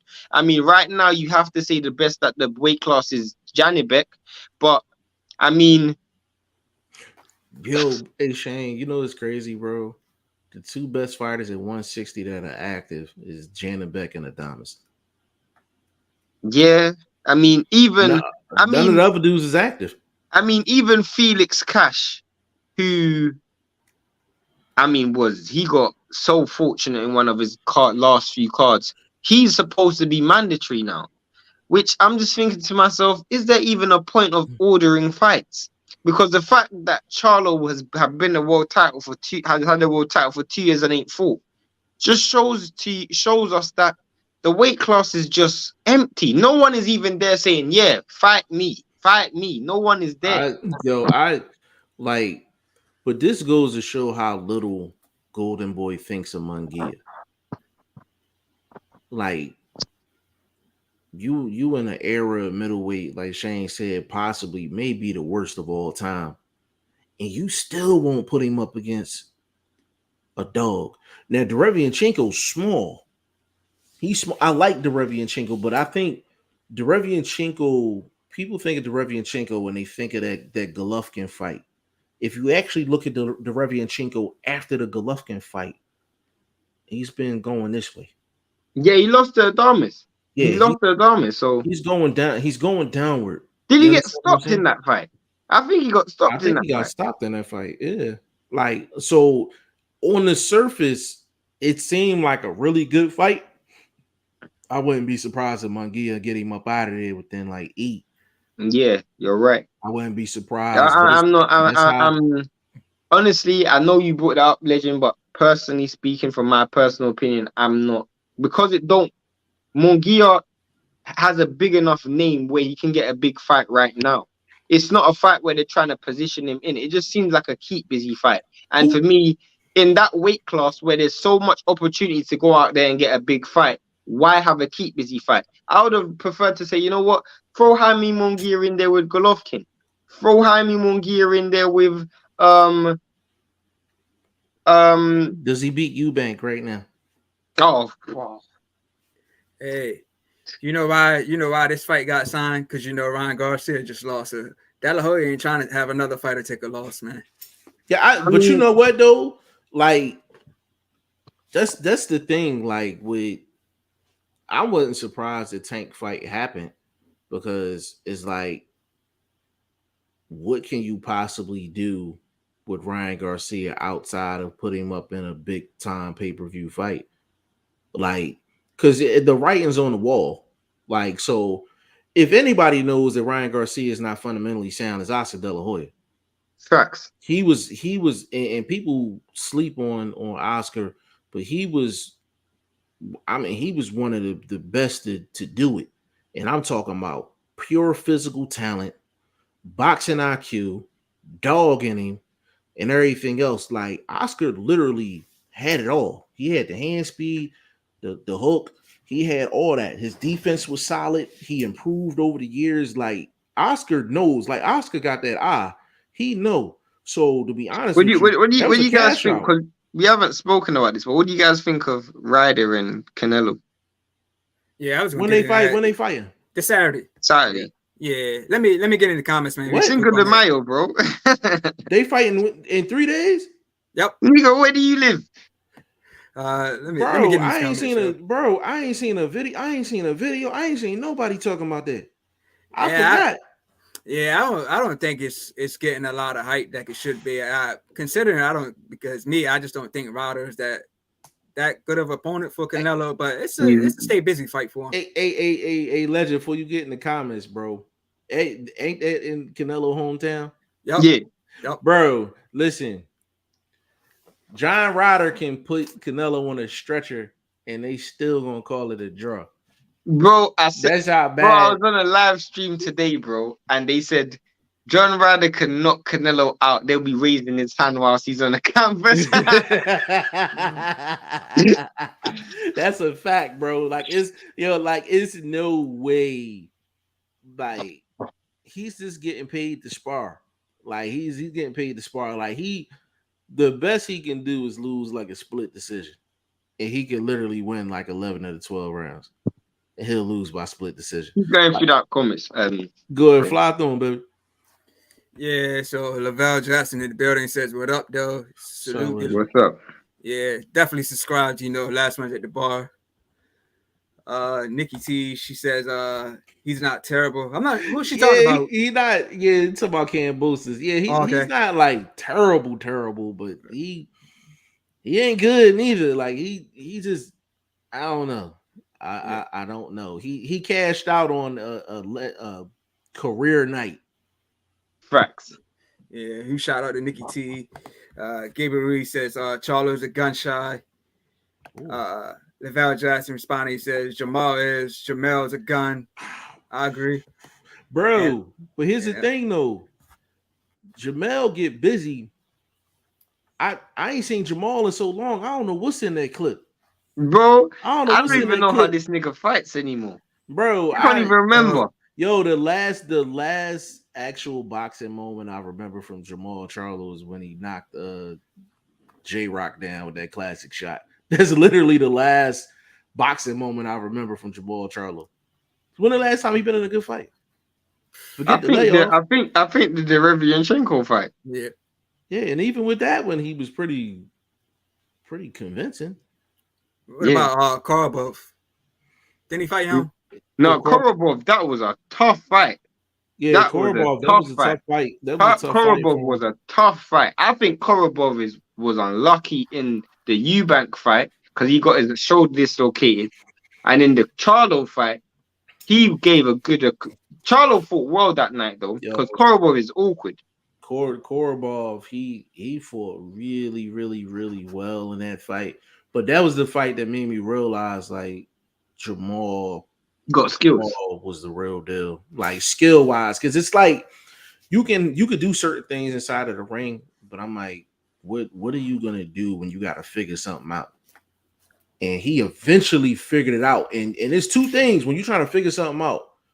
You can either try to figure it out and let your hands go, or you can try to figure it out and keep your hands in your pocket. He didn't keep his hands in his pocket in that fight. You know what I'm saying? And he figured it out. But that was years ago. We talking what? That was what, about 2017, 2019, 2018, something around about there. 4 or 5 years ago. Like that was like, it's bad. The way that Jamal Charlo's going right now is damn, what was my man name in middleweight that was under Heyman? He kind of just fell off the cliff. What era? Remember he dropped his belt. Remember Peter Quillen. Peter Quillen. Like Jamal Charlo was literally on a Peter Quillen type run right now. Like, because once he gave up his belt, so he didn't have to fight Korobov, which Al Heyman told him to drop that belt and he was going to pay him. His career was never the same. Who's that? That's Peter Quillen. Yeah. He was supposed to fight Matt Korobov, and because of promotional stuff, he didn't want Peter Quillen to take the fight. So he literally paid him like $700,000-800,000 for him to drop the belt, and I hope he done something good with that money, bro. He never got momentum after that, bro. Like that be my problem with the Heyman fighters. Like it's just so hard for them to build momentum because they don't get the consistent opportunities. Like I don't think they understand that when you're in your prime years, you have to be fighting. Facts. You have to be fighting in your prime years, man. And it kind of goes back to like you take that Gary Russell situation. Like Gary Russell and other fighters in PBC, they never got a chance to develop to be a star. Like they are literally living off of Tank and Wilder. Like them two and Spence. But they kind of made themselves stars. There's nothing about their careers, and I'm like, Al Haym is the reason why they're a star. They made themselves stars. You know what I'm saying? Like they made themselves stars at the end of the day, and that's the problem. Like even the young bucks specifically, I think Wilder specifically just benefited from a very, very good heavyweight era. Because let's keep it real, like reasonable. Like the when AJ came into the heavyweight division, the money in the heavyweight division just quadrupled. And I'm not taking anything away from Wilder. I'm just saying AJ brought money into the division, and from AJ was getting those purses, everybody else's purses just started to subsequently increase. No, that's a fact, 100%. And that's the thing. Like with you take Heyman, like even Heyman's young bucks is getting smacked around. Like guys like Joey Spencer, he just got smacked around. You know what I'm saying? They say Andrade, Charlo, all these fighters and no one fighting. The truth is Andrade is the biggest tragedy in boxing, bro. Hey, let me cook on that, bro. Go ahead, let me cook on it. Yeah. So Jamal Charlo, I don't know if y'all seen this interview that just came out with him and Mel. So obviously he's doing an interview and he's crying. So it's obviously he's going through something serious. And he was supposed to fight next month, but I still don't see anything. He's crying. He's crying. He's obviously going through some serious stuff. But you have to watch it, man. It's called I Am Athlete. And him. I Am Athlete. That's Brandon Marshall and them. Yep, that's Brandon Marshall and them. All right, I'll send it to you, Shane.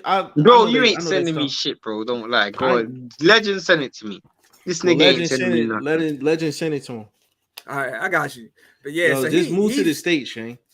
But yeah, he's literally crying, man. So I'm thinking he ain't gonna fight next month. That's just me. Like I said, I don't see anything scheduled. They said he was supposed to have a tune-up in June. I don't see anything scheduled. Like I said, he's on camera crying.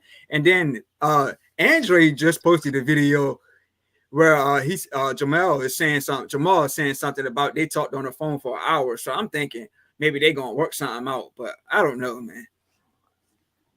Yeah, that fight should have happened 10 years ago. Yeah, I'm at a point now. Like there's not one person I want Andre to fight. Like, period. Like, it's like just the ship done sailed. Like I'm just pissed off, man, because it's so many fighters that just like I'm just past it. Like Shane and I was talking about the Andre train for years, and I'm like, he fought not that long ago, and we was like, like you know what I'm saying? Android, bro. Android. Everybody has this. Android is that one attractive female that you had in your, whether it's in your class at school or your co-worker at work, that had so much potential, but at the end of the day, it came to no substance. It was just very good to look at, but nothing came of it. And Andrade, stylistically, you look at this dude and you think this guy could be something so special, and nothing. It's not his fault neither. Poor management, obviously, fighters ducking, but he just never accomplished what he was set out to accomplish. Yeah, I think I'm just done with that whole middleweight situation. Like I'm just done with it. Like, Like if they announce Andrade and Jamal tomorrow, like I think the way I'm talking right now, it probably wouldn't change. Like it's just I guarantee you they're gonna try to put that fight together. And Legend, like you said, that fight should have happened God knows how long ago. And then it just takes away from the significance of it because everybody knows it. So now it just seems like a money grab. It looks like a money grab. It is a money grab. You know what I'm saying? Like, so Andre didn't take the Janabek fight. It was another fight he didn't take either. We didn't blame him because of the Zach purse. Parker. Zach Zach Parker, yeah, Parker. because of the purse. But Zach Parker ended up losing into John Ryder. So anyway, you know what I'm saying? And people were saying Parker was gonna give Andre the business. Man, Shane, like, you was the fuck crazy. Like, you know what I'm saying? Like, but it's just, where are these guys going? Like, seriously, like, where are these guys going? To be honest with you, just skip 160. Just everybody just vacate 160 and just go to 68. Just go to 68 and just make it a situation. 160 is becoming Bridgerweight, bro. Yeah. Does Jamal beat David Morrell right now? Nope. Like, that's a legit question. Does Jamal Charlo beat David Morrell right now? Nope. 68. How many fights Morrell got? The other day Jamal Charlo was talking about fighting Bivol. Did you see that? Yep, I saw that. Yep. That's why he was crying. He had visuals and shit. Bivol will mop. He would mop Maul. Like, mopping. Like, that's what I'm saying though. Like, Jamal has been out of the ring so long. Prime Maul beats Morrell. But I ain't seen Prime Maul in years. So I'm like, David Morrell, what he got, like 7 fights? If that, he's got under 10, man. He's under 10, right? Yeah. He's under 10. But look, you got Andre that just won on the Showtime card. You got David Morrell that just won. You got Benavidez that just won. So, man, hopefully they can mix it up, man. Yo, Andre the Plant. Who wins? Andrade. No, I was sure. Yeah, sure? I'm an Andrade fan, bro. I am too. Bro. This is the first time. Click this, legend. This is the first time in my life, in my entire life of boxing, that I'm picking not based off logic and I'm picking off emotion. I've never ever done this before. I like. Yo, that's a fact. So the first, I'd never pick up emotion, but the first time. Yo, that's a fact, bro. Like Shane, like we call him Ice Cold Shane for a reason, and it's literally like it's no emotions involved. No emotions. I make decisions based on how I see it, but based on I can't lie, bro. I like Andrade. And I sympathize with him. Like, there's 2 fighters I've always sympathized with in boxing: Demetrius Andrade and Regis Prograis, because I just feel like just because of mismanagement, they were never able to maximize their talents. But now we're seeing Regis Prograis get to where he needs to be, which is lovely. Does Tank beat Prograis? Good, tough fight.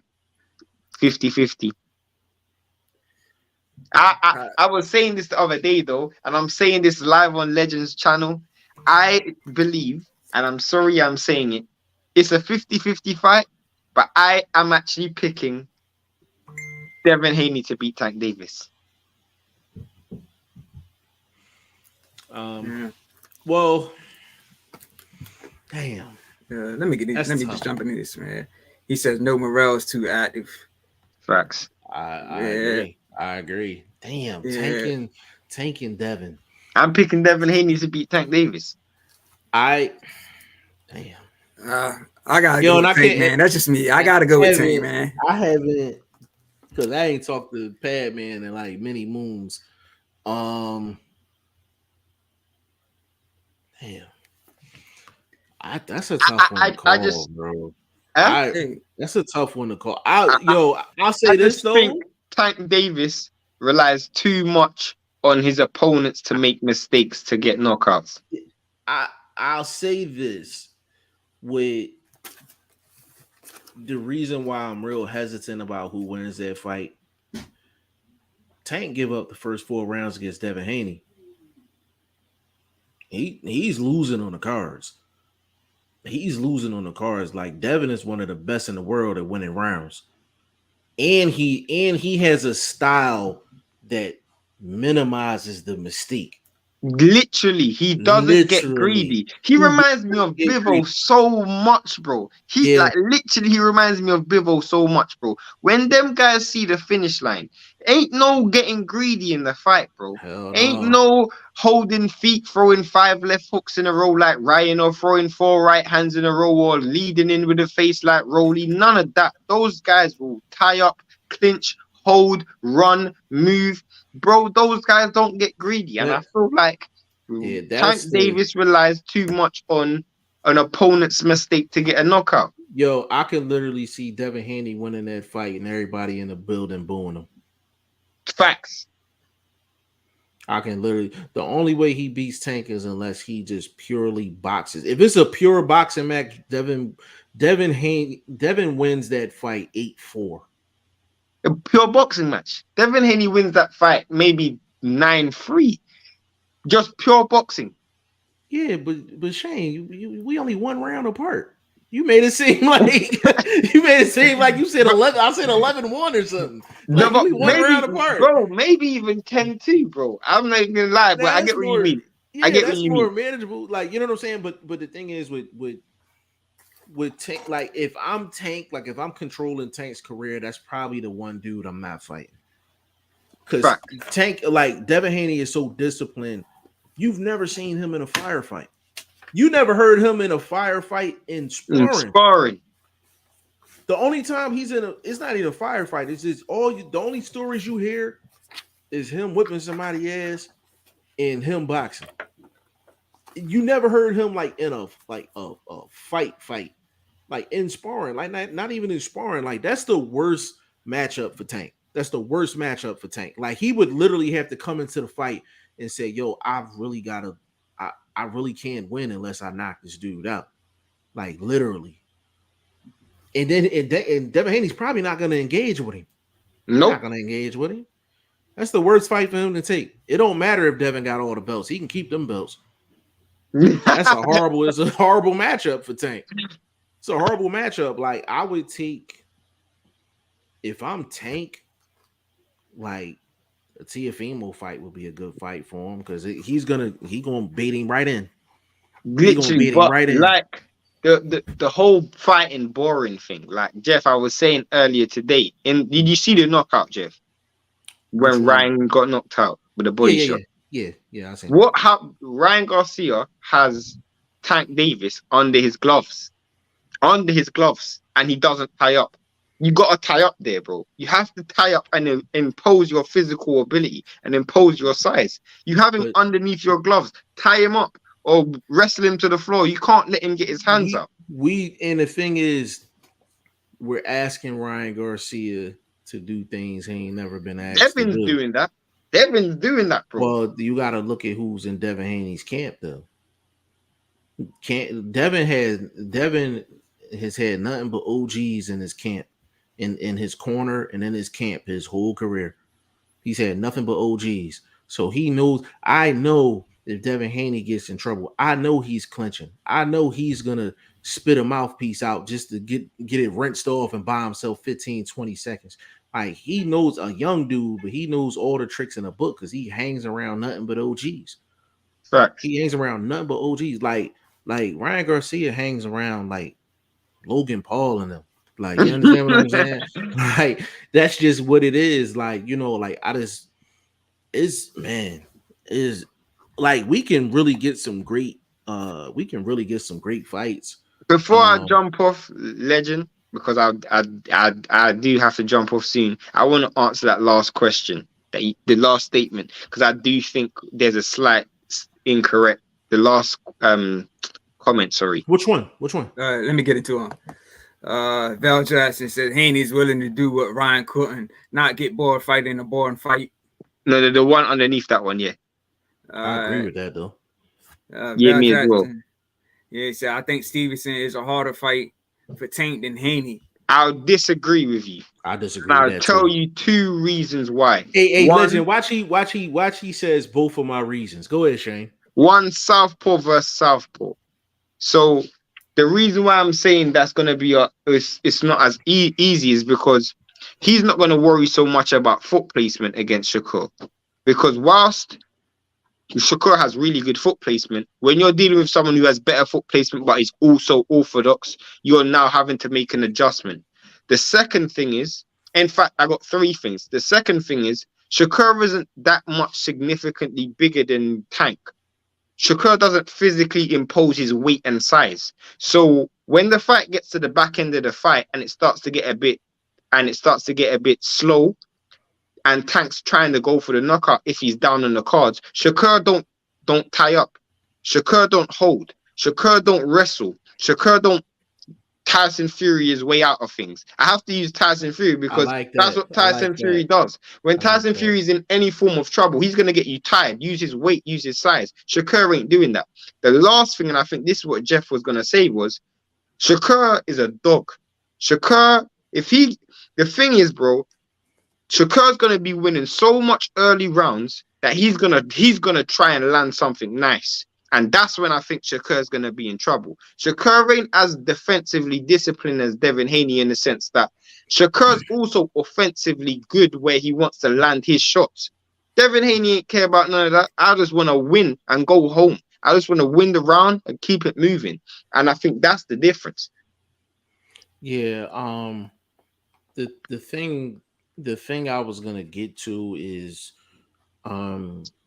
with Shakur literally, if you notice his last couple of fights, he doesn't take no more than maybe one step back or one step to the side. The reason why I think Devin Haney is a harder fight for Tank is because Tank gonna have to find Devin. There's gonna be points in that fight he's gonna have to find him. And the reason why Shakur will be an easier style matchup for Tank is because Shakur is so good and Shakur is so bold. He's got the dog in him, bro. He's got that dog. He's not gonna go anywhere. Even if he knows he's not the stronger dude, he's not gonna go anywhere. He's right in the kitchen next to the stove. And you don't want to be in the kitchen next to the stove, and Tank is in the kitchen too. I don't care how good Shakur is. Like, all it takes is one shot from Tank. You know what I'm saying? Like, that's all it takes. So Devin is a harder matchup because Devin Haney's going to go into the fight understanding, hey, I'm not going to be in the kitchen. If he's in the kitchen, I'm in the dining room. You know what I'm saying? If he's in the dining room, I'm heading upstairs.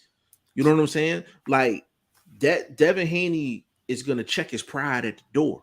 Literally, that's the word, bro. That's the word. Shakur is not going to check his pride at the door, which means Devin Haney is going to be the harder matchup because Tank is not only going to have to set traps that Devin Haney's not going to walk into, he's going to have to catch Devin Haney in an exchange. It is very hard to get into exchanges with Devin Haney. That's why you only seen him hit one good time in his career. Yep. One good time. And it wasn't even an exchange. The thing was, when he was doing the shoulder roll and all that, he put his hand on the wrong side. Yeah. So the punch was coming here. When he was doing the roll like this when it should have been like this. So he left his whole face open. Like, but Shane, did we not say all the time that Devin Haney does this stuff because of repetition, not really because he's seeing the shots? Yeah. But with Devin is so big. Like, Tank Davis is going to realize in that fight real quick. Because Ryan, really and truly, he didn't even have to impose a rehydration clause because Ryan doesn't impose his size. He better really impose a rehydration clause against Devin because Devin initiated 26 clinches in 4 rounds against Kambosos. But if he does that against Tank, he get booed out the building. Tank's gonna go quick. Yo, and the thing is, Tank wouldn't lose. If he was to fight Devin on pay-per-view, Devin wins the fight. and it's a boring fight, everybody gonna get Tank a pass. They gonna give him a pass because they gonna be like, yo, what the fuck is Devin doing? You know what I'm saying? Like, but that's what makes Devin so risky in terms of promoter things like that. Like, it's just he doesn't bring a If level he of wasn't with excitement. Padman, bro, if he wasn't with Padman, I swear to God, I'll say go and get Peter Fury. If I was Devin Haney, I'd be like, go and get Peter Fury and go and literally do what Tyson Fury done to Klitschko. Go out there and literally do the exact same thing. Go and Yeah, get that's Peter Fury. and that's the jab and grab. Jab and grab. You know what I mean? Jab and grab, slug and hug. You know what I'm saying? Like, but that's see, we talking about, Fury doing that with Klitschko, and Klitschko did that for a lot of his run. Facts. But actually, the originator of that was really B Hop. Yeah. B Hop was the king of the 1-2, and come here, let's talk. Like, you know what I'm saying? Like, that was him. Like, because Bernard Hopkins fought a lot of unknown guys that had insane amount of power, like the Antoine Eccles of the world. Like, those guys had insane power, and he used to implement them ones and them 1-2s and these clinches. You know what I Jeff, mean? Jeff, hit me up tomorrow. Legend, hit me up tomorrow. I'm actually off for once, so I'm actually looking Cool. forward to Legend, tomorrow. thanks for having me on. It's literally just Shane, past man, 12. always Appreciate it, bro. great to talk to my dog, man. Big shout out to Shane, one of the best young minds out here, man, for sure. Legend, thank you for having me, bro. Good luck with your All good right, luck with the Shane, bro. channel.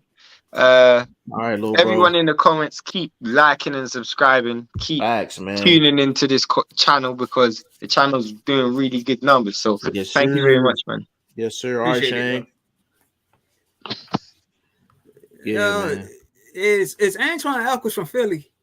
Nah, Antoine Eccles is from Is he from New York? no. Antoine Okay. Eccles is from the Midwest. I want to say Iowa. I Okay. think he's from Iowa. All right.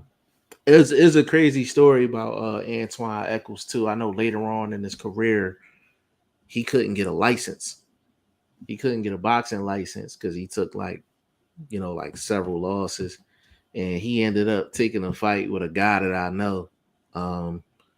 And let's just say it was a predetermined it was a predetermined decision so he could get his license. Like Antoine Eccles, man, he was actually he was in one of my favorite fights when Eccles fought I'm not familiar with him, man, but the name sounds so familiar, man. It's coming to me about it. He fought somebody though. Yeah, Antoine Eccles, he fought Charles Brewer Senior. That's one of the best action fights you're gonna find. I think it was only like 3 rounds.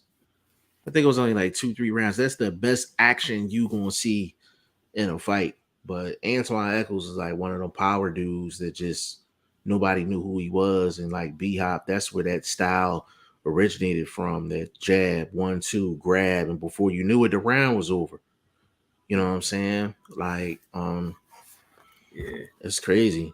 It's crazy, Yeah. bro. Yeah, let me get these comments. Gary Reed Shakur just as bad for Tank. And he says Eccles is a gun. Yes, he was. Yes, he was, man. He had like thudding power. Like, it wasn't like Julian Jackson type power, but it was like if he landed, it was a problem. The other comment though, the Shakur just as bad for Tank. People gotta realize like Shakur is physically smaller than Tank. Shakur is still coming up the ranks. Like, he just got to 35. He was at 30 and 26 like for a minute. So he's filling out well, but people got to realize that throwing him up against the Tanks and the Tiafimos and stuff like that, these guys are naturally bigger than Shakur. Like, they're naturally bigger than him. So we got to factor that in as well. I love Shakur just like everybody else does. But all that standing in the pocket and doing what he's doing right now, that shit is different in 140. That shit is completely different in 140. You do that against a pro grade, and there's consequences and repercussions to doing that. with Yeah. certain guys for sure.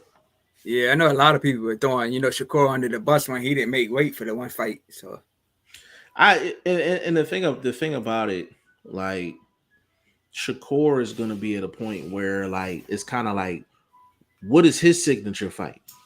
Like he had the Valdez fight, but what is his signature fight though? Like what can he take right now? You know what I mean? yeah, so you think his last win was a big performance? I mean, he And it, performed well, but his opponent was like yeah, yeah, who? yeah. I know he You know what got I'm saying? 6-round stoppage, something like Yeah, I mean, that. he looked great. Like he looks great. Like he has one of the best styles in the sport. Like he's like right in the pocket.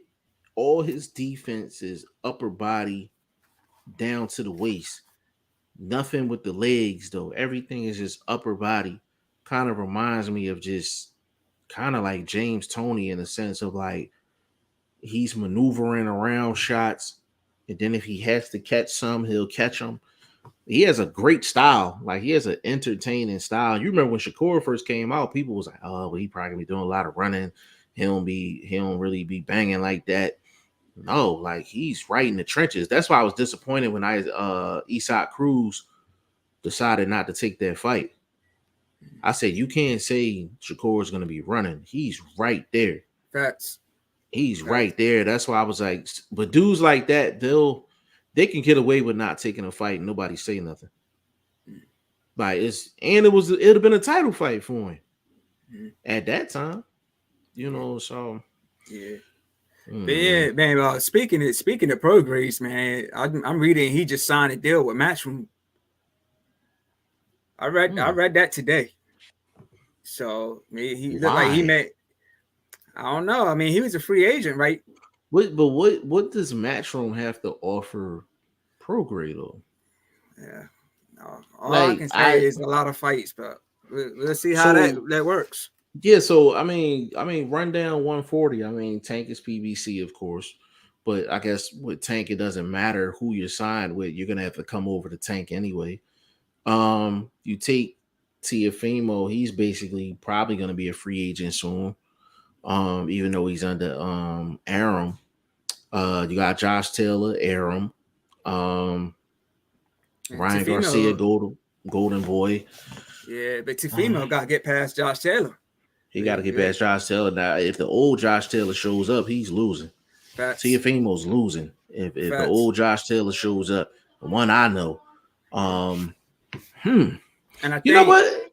I guess it's not as bad as I thought. Like 140 is kind of scattered, like Subriel Matisse, like he's PBC. I was getting ready to say that, and I think he's trading words with Progress too, and he's saying some things about Tank. So if you're Tank, right? What's the next fight? man, that's what I'm waiting to see, man. But yeah, I don't know. Yeah, I don't know, bro.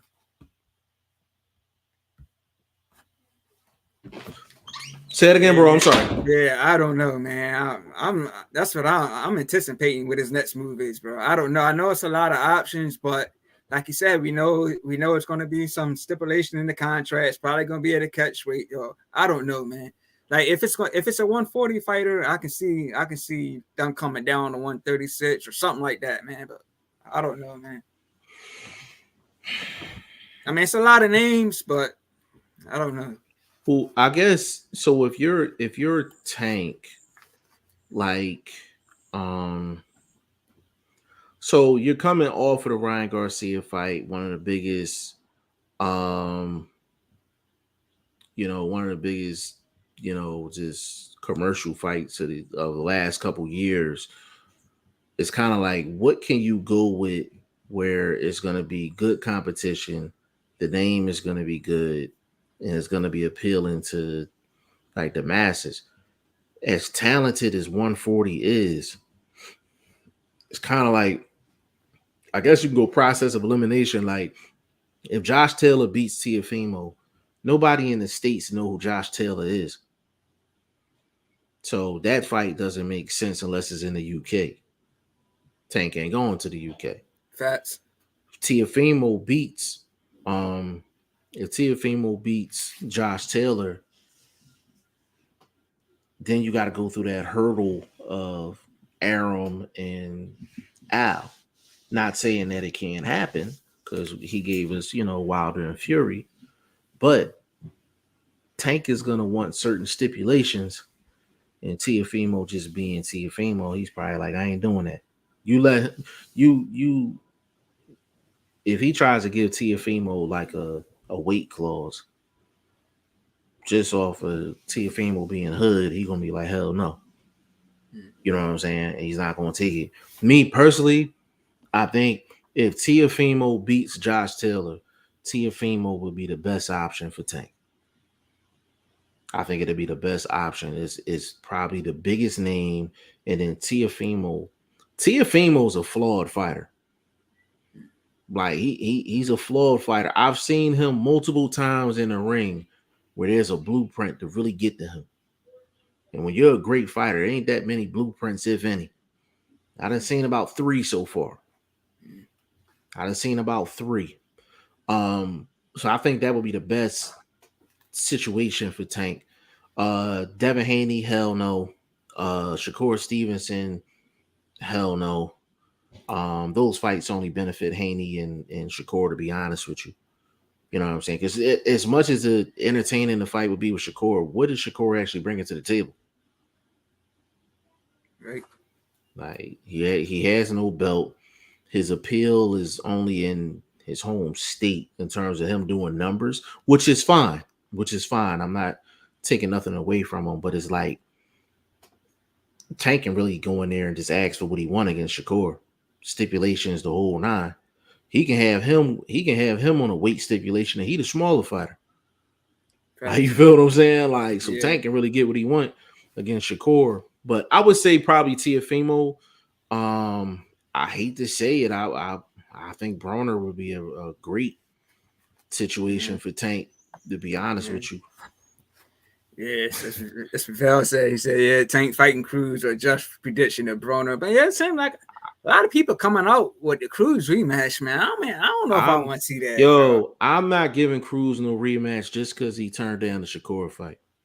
I'm cool on that. I'm not, because if that's another fighter, they're gonna say he's ducking. If that's another fighter, they're gonna say he's ducking. I'm not giving Cruz a pass for that. It's kind of like Jose Ramirez and Prograis. I didn't watch Ramirez last fight. I didn't even watch it on replay. I know he won, but I didn't give him an ounce of my time because what he did with Prograis was some bullshit. It was some bullshit. You know, I'm not rewarding bullshit at the end of the day. I'm really not. You know what I'm saying? But Tank got a tough decision to make, man. I would go with one of them two, though, either Teofimo. But I think I might be the only person talking Broner. Bro. The only person. Yeah, he said no one wants to say it, but Tank is fighting Latinos or stars from here on out. Well, that's one thing I realized, man. Who though? Yeah, I don't know. But far as the Latinos, man, I noticed that too, man. Like he's fought the Santa Cruz, the Barrios, Rolly, it's the Mayweather blueprint. Yeah, facts. Yeah, it's the Mayweather blueprint. I mean, even down to the weight clause, it's everything. Facts, man. Yeah, everything is the Mayweather blueprint, man. Like, which is cool, but he's out of Latinos. Right. What other outside of what Teofimo? Yeah. Outside of Teofimo, there's no one else for him to really. I know I always mention Farmer, but nah, like Farmer was supposed to fight on the Broner undercard. Right? I felt bad for Farmer, man, because he had 2 fights that was supposed to happen. Neither one of them happened. Farmer, it's crazy because with Farmer, like, he's the type of dude that he's so talented, like, defensively. If you see him coming into a fight, you're literally asking, like, are we going to let our hands go today?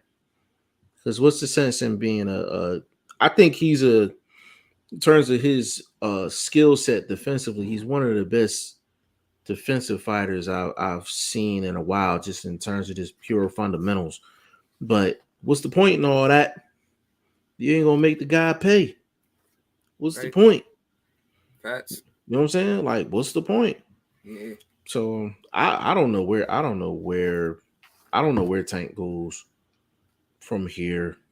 I really don't like. Do you have a preference, bro? Nah, be honest, man. I don't. Nah, I don't. But I do. I will say, shout out to him. Taking 2 fights. In the 3 month span. Garcia's back to back. And also Caleb Plant. Caleb Plant fought Darrell. A couple months later, he fought Benavidez. So we gotta give we don't see that with PBC. So we gotta give credit to them, man. Yo, Big and names. yeah, and the thing is, bro, and that's a great point. But let me add this as well.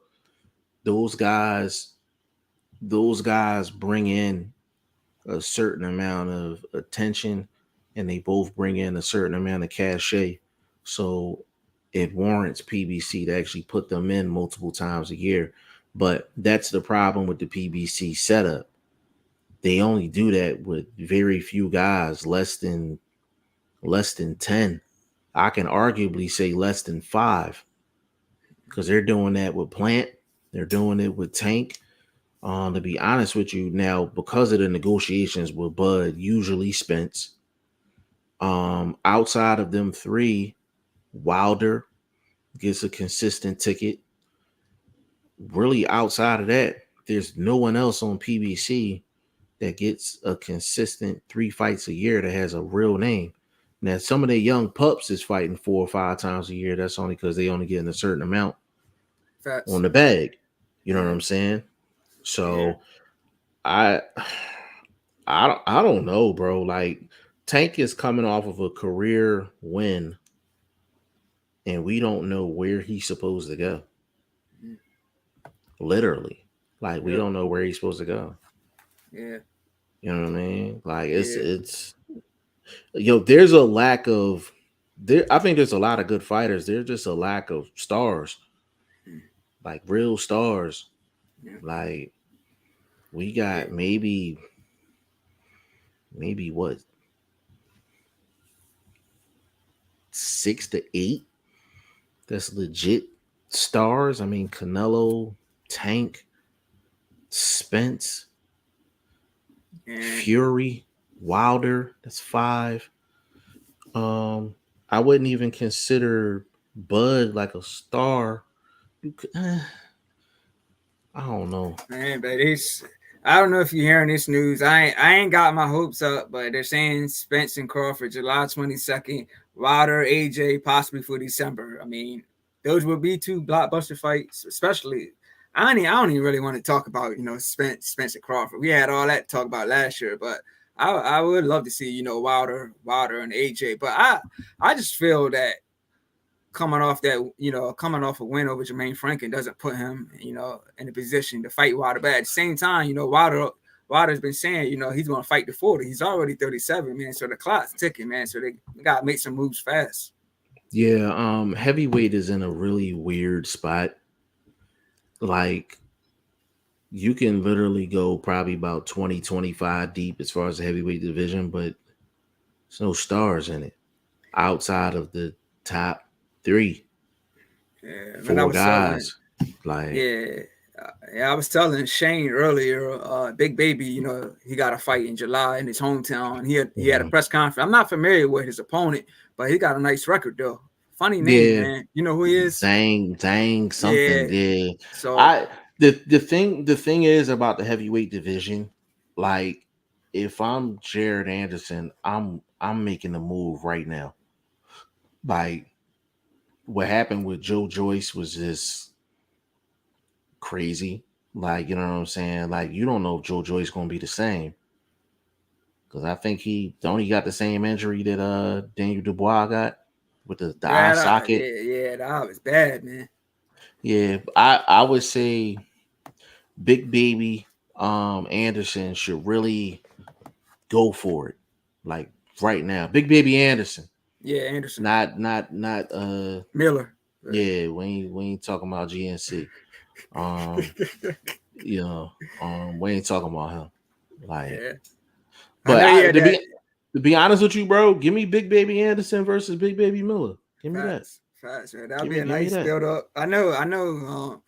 Big Baby Miller's, climbing back in the ranks, but he's been on a nice little win streak. Just had Yeah, a knockout over Lucas Brown in Saudi Arabia, so that was a good look.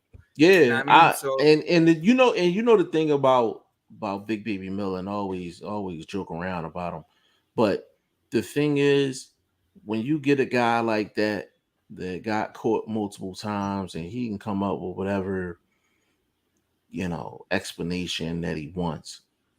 Every time he steps into the ring, he got to prove me wrong.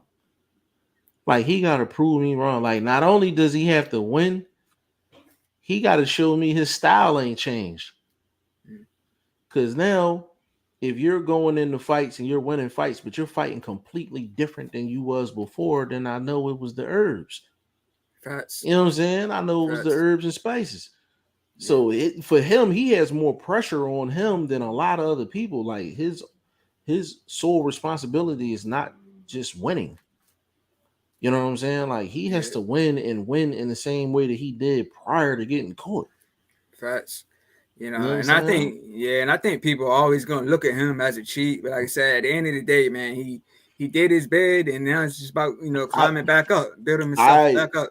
I agree with that 100%, Legend, and a lot of people don't, really talk about that. Um, even like a Connor Ben, like, you take a Connor Ben, like, he got caught twice, you know, um, Ball and for the egg, same. Ben. Yeah, That's what like, for the somebody said in same. my comment section, man. They said ball and egg, Ben. Like, it is crazy, man, because, like, if you look at Connor Ben now compared to maybe 4 years ago, he looks completely different. Like, he looks like an action figure. Like, he looks like an action figure. Like, it's crazy how he looks. Yeah, You like know a what I'm saying? bodybuilder, man. He looked like a straight bodybuilder. That's man. Um, but the thing is, like, even with him, when he comes back, I literally have to take the approach like, Facts, man. I agree. how are you gonna look in this fight? Did you Facts. pass this test? You know what I'm saying? Like, you have to prove me wrong for the rest of your career. You know what I'm saying? Like, I'm Yeah. not gonna hold it over his head. What I'm gonna do is just, you have certain expectations. Your expectations are more now than it was before. You know what I'm saying? Mm-hmm. And that's the thing at the end of the day. But we in a weird spot just as far as just boxing. We kind of in a weird spot. We got a commercial fight. Um, People act like we didn't get the Wilder Fury joints, which was Got that three crazy. times. We Yeah. got that 3 times. Um, you Yeah, I know, know Canelo. I didn't even though I said that Triple G was just washed up. In the third fight, we got Canelo and Triple G 3 times. So yeah. I yeah, and that was the thing. Like, um, it's kind of like now we're in a weird spot of, like, there's a lot of good fights to be made, facts. but that lack of development to create the next star or superstar, like, PBC just don't put their fighters in the ring enough to create a star. With the problem with Top Rank is Top Rank put their guys in to become stars, but the second they had trouble or lose, Aaron getting rid of him. Like, he's straight getting rid of him. You know what I mean? Like, and then you take Golden Boy, they kind of just taking fights wherever they can get them. And then you got Eddie Hearn is just in his own world doing his thing. It's like, what development are we gonna have where we're actually going through the process to create a star? Like, to be honest with you, what Al Heyman needs to do is go get Ryan Garcia. I don't know what's up with his contract or whatever the case may be, but that's who he actually needs to go get, because he would literally have two pay-per-view guys on the docket. Because Yeah, that you because Tank and Ryan did 1.2, and um Tank only did 250 facts. That's prior to so. Ryan Garcia. So you have That's to factor in Ryan Garcia in the pay-per-view space. So, facts. you know what I'm saying? So you have to Yeah, put a fight out there for Ryan Garcia and they have to possibly put that on pay-per-view and see what kind of pulling power he has on his own. You Yeah. know what I'm saying? To be honest with you, if he was signed with Al, if I'm Ryan Garcia, I'm getting far away from Oscar De La Hoya. Facts, bro. I'm getting Hey, far, I'm hey, and getting if I far away. and that and man, if I'm an upcoming fighter, man, they gotta watch out for De La Hoya because to me that's cold, man. To not show up the post conference, like this was like one of your main guys, and you ain't show up, man. So if I'm a young fighter, man, I ain't signing with De La Hoya, man.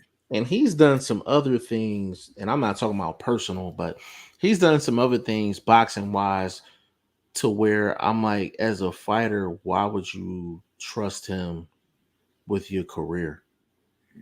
Like, he literally lost all of his fighters to Al because he was slipping. You know what I'm saying? Ryan Garcia's situation. So if you think about it, Oscar De La Hoya has had two of the biggest mishaps business wise in boxing history. He lost all his fighters to Al because he was slipping, and then he lost Canelo because he was slipping. There's Hey, no promoter that's had two bigger mishaps at the wheel. Like, he's asleep at the wheel. There's no, if I'm a young fighter, I'm never signing with Oscar because his track record is bad, not only on a facts. personal level, but on a business level. Yeah, Like, it's bad. Like, it's really, really, really bad. So I, as a young fighter, I'm just not um I'm not trusting it. You know what I'm yeah, saying? What's the guy? What's the kid that Freeway Rick Ross used to have, and now he with De La Hoya? The kid Schofield. He fight. I think he fight at like 135. Schofield signed with Oscar De La Hoya. I wouldn't recommend any young fighter signing with De La Hoya. Now, if you're a veteran and you just need a couple fights in, if you want to sign with Oscar, cool. Not if you 18, 19 years old and you try and get your career off the ground, trying to do things the right way. Like, Oscar's not the way to go. facts. He's Yeah, just yeah, he's not the way to go. yeah. Did you see where Leonard Ellaby went in on him at the press conference, Yeah, saying yeah, the same yeah, thing yeah. he took all I his seen fighters. it. Yeah, like that's Yeah. but the thing is though, it's a fact. Mm. Like, you know what I'm saying? Like, it's a fact. Like, he was asleep at the wheel. Like, he was asleep at the wheel. Like, he literally like thought that he was like running all of those fighters when um damn, what was that on was that Denzel and was that American Gangster?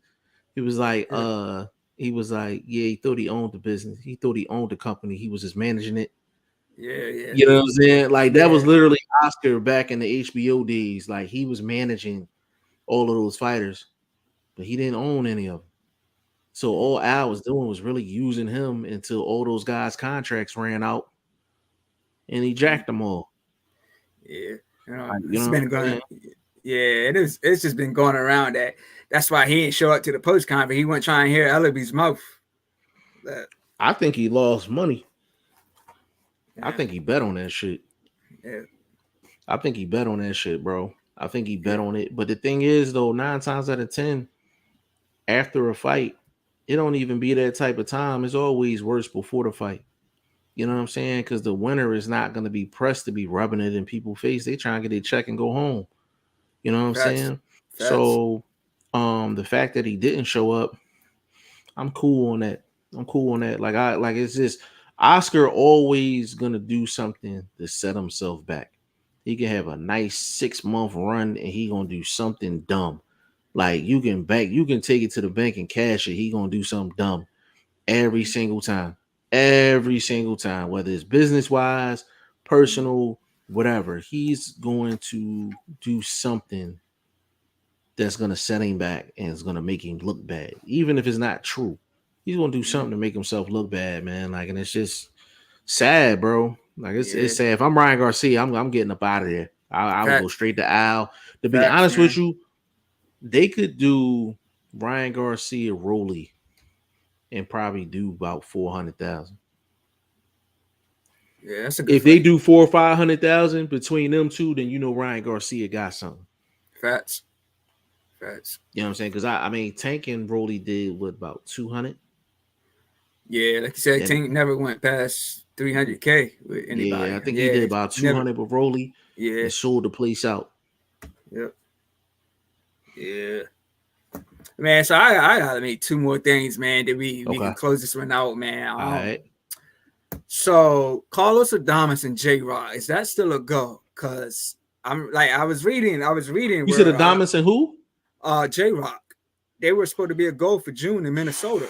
I haven't seen anything, but that's what the talk's been saying. I hope that's the case, but J Rock has been out the ring so long. He been like out of sight, out of mind for so long. I don't know what J Rock showing up, but I know And, Adonis a good fighter though. and, Adonis is a good fighter. He's a really good fighter. And if for J Rock, it's kind of like, how long are we gonna go off of the Jared Hurd win? That's been years ago. When is that J Rock that can be dominant? Is it does he still exist? It's a good and, fight though. It's a good and, fight though. I'm actually scared for J Rock to take this fight, man. Yeah. Like if you think about it, man, like I kind of feel bad for J Rock, man, because J Rock's last fight was actually on YouTube prelims. So you think about you going from a champion to YouTube prelims, man. That's a huge step down, man. Yeah. And the thing is, J Rock stayed at 154 like way too long, but I understand why he stayed at 54 because 160 really ain't had nothing. Like he been struggling to make 154 for a long time. Even when he has made it. I mean, the Rosario law shouldn't happen. Like, it's no way he should lose to a Rosario. And that's no disrespect to Rosario, but I think J Rock on top of his game goes through Rosario. But he came into that fight not right. And I know that for a fact. He came into that fight not right. And it just seemed like it's always something with J Rock where he's coming into a fight and he's not 100, Yeah, whether it's the yeah, weight or whatever the case may be. yeah. I remember. Yeah, I remember just the story you was telling me about that he wasn't looking good, going into that fight. Yeah, Yeah, he was done, bro. He was done the night before. He was yeah, done the night before. The weigh-in, he looked bad. Um, they had a fire alarm go off at the hotel like two yep, something in the morning, yep, and my homie was fighting on the card, and his trainer was out there, and I had two people tell me that was in that hotel that night, and then came outside because of the fire alarm. And he's like, J Rock looks sick.